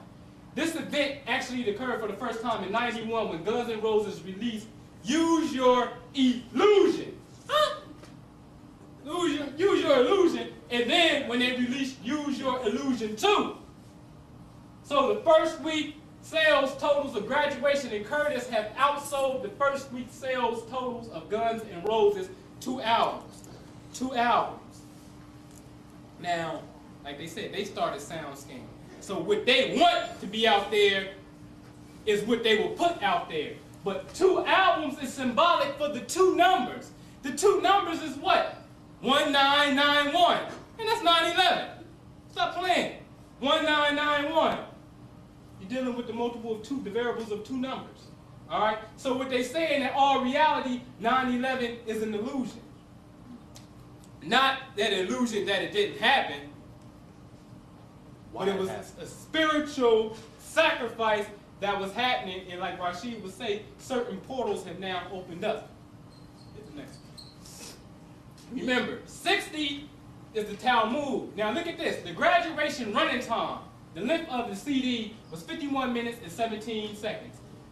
51, right? 5 and 1 is 6. 1 and 7 is 8. 6 and 8 is 14. 14 is what? Rashid taught y'all this. I showed y'all. 14 is the Star of David. All right? Jupiter's in Taurus when he goes in Leo, square. Saturn's in Sagittarius when he goes in Aries. But look at Neptune. Neptune's in Virgo when he goes in Scorpio, which means signs of death. But look at Saturn in Sagittarius.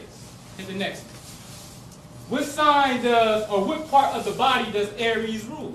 The head. The head. So he got assassinated. Dealing with the law. Fred Hampton. You go ahead next.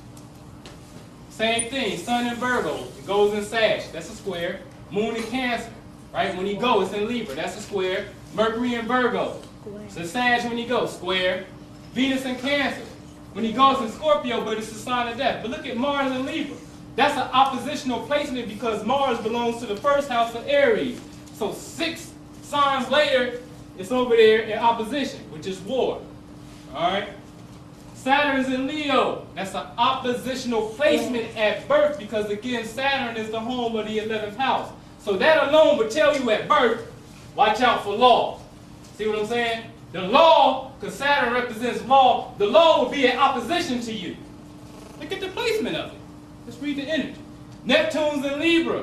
When he goes in Scorpio, sign of death. Neptune in the sign of death. And this Pluto is in Leo, which is a square placement because Pluto is the home of the 8th house. That's a square. Hit the next one. In the tail. Hit the next one. Goes real fast. Same pattern again. By now you get the rhythm. Sun in Leo. When he go Virgo, Mercury in Cancer. He had no squares at the top, but look at the Virgo, Virgo, Virgo popping up. 4 6s. But you still see the 666 because Mercury, Venus, and Mars is direct in order. That's order.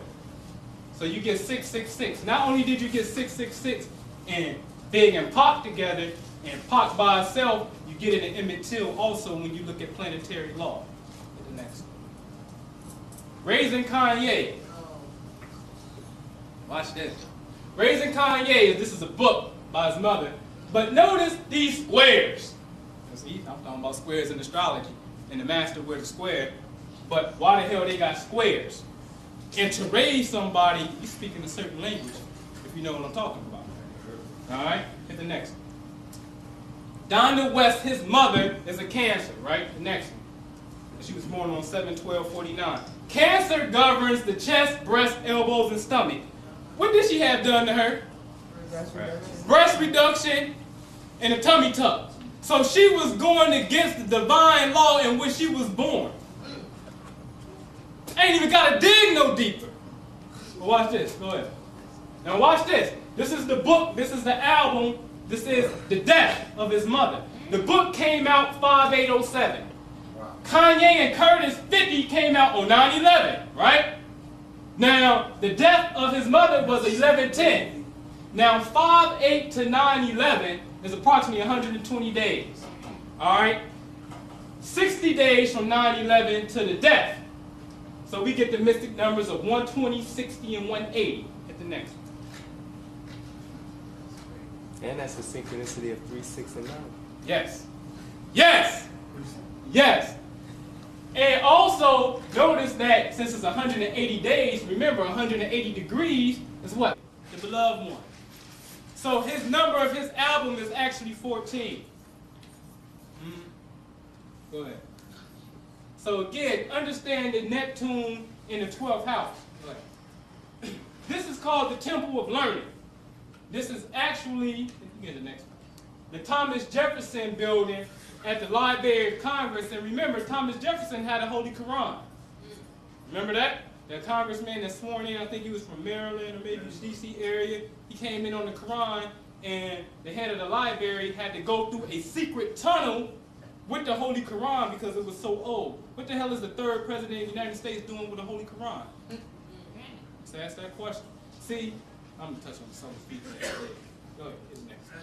All right. The Temple of Learning inside of this is dedicated to Minerva, which is the Roman god of harmony, peace, health, which actually is the same thing as Virgo.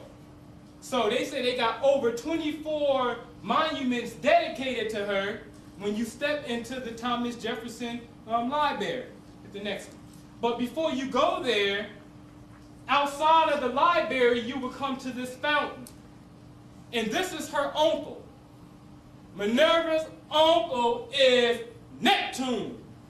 So before you go into a library to go read some books, symbolically they're putting planetary energy that is guarding something. They got that same symbol on Grand Army Plaza, right in front of the library. Or libraries. So you got to understand Neptune. It's no coincidence. Everything is a mathematical and astronomical, and when you get deep into it, a Kabbalistical sequence. Is there a park around there? Is there a park with green and grass? I don't know. For sure. Go ahead, the next one. All right. And look at Honest Abe Lincoln, right? I'm not going to even get into this. We're just going to focus on the red. His Mercury's in Pisces. That's a square because Mercury is the house of Gemini. 3 and 12 is a square. It's that horrible square. Jupiter in Pisces. That's a square because Jupiter belongs in the 9th house of Sagittarius. All right. Uranus in Scorpio. That's a square because Uranus belongs in Aquarius, not in the 8th house. All right. Neptune's in Sagittarius. We've seen that before. That's a square. But look at Pluto. Pluto's in Pisces. If you look at the square of Pisces alone, 1, 2, 3, 3 squares, right? 12, because we're dealing with the 12th sign, the 12th house. 12 is 1 times 2 is 2. Take the 12 and divide it by 2, and what you come up with? You come up with 6. So you get a 6 3 times dealing with Pisces. Thus, you get the mysterious number again, the 666. By understanding your number, I'm going to jam you. What's your social? This is how this is played. Go ahead. Remember, Neptune and Aries. Aries rules the head. There's that pattern again. Bam! Secret enemies. Blow your brains out. This is serious. Get the next one. The great debaters. You got hype. You really know what the great debaters was really talking about. Hit the next one.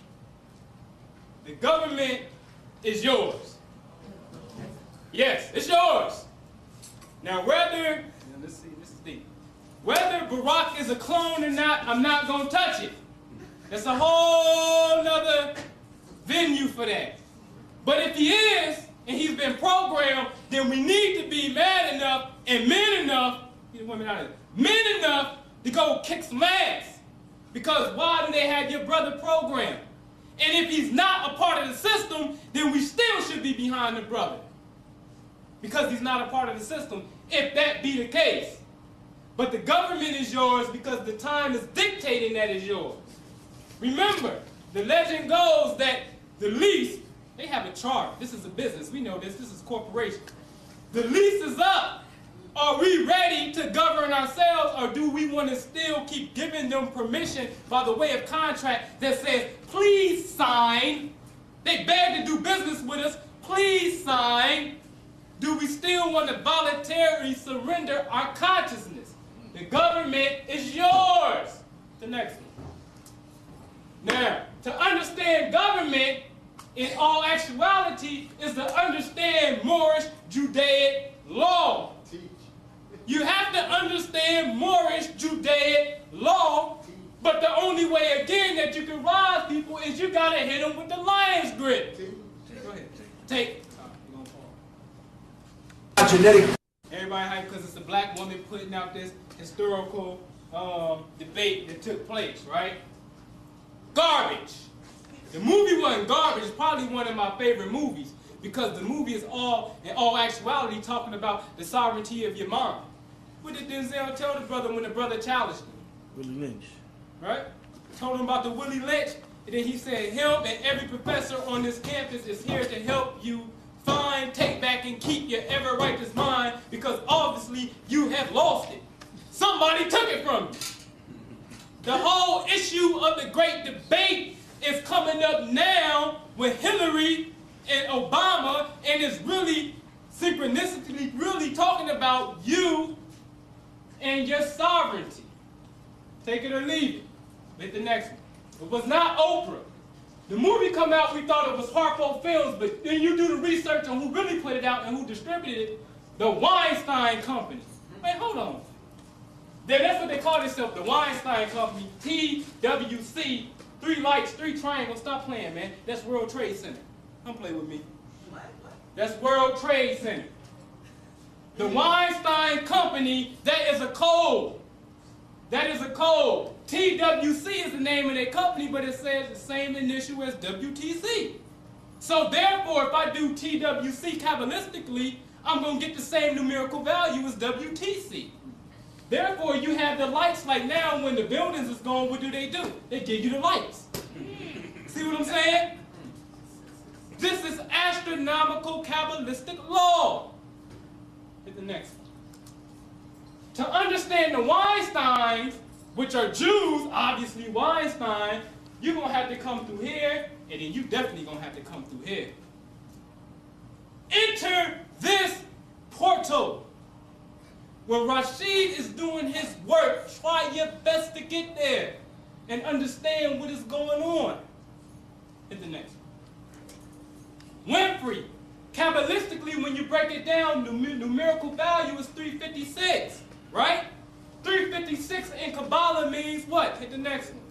Think I'm lying, I'm flying. Look at the book. 356 means Oprah, mother of Goliath. How the hell does Winfrey equals that? That's her name.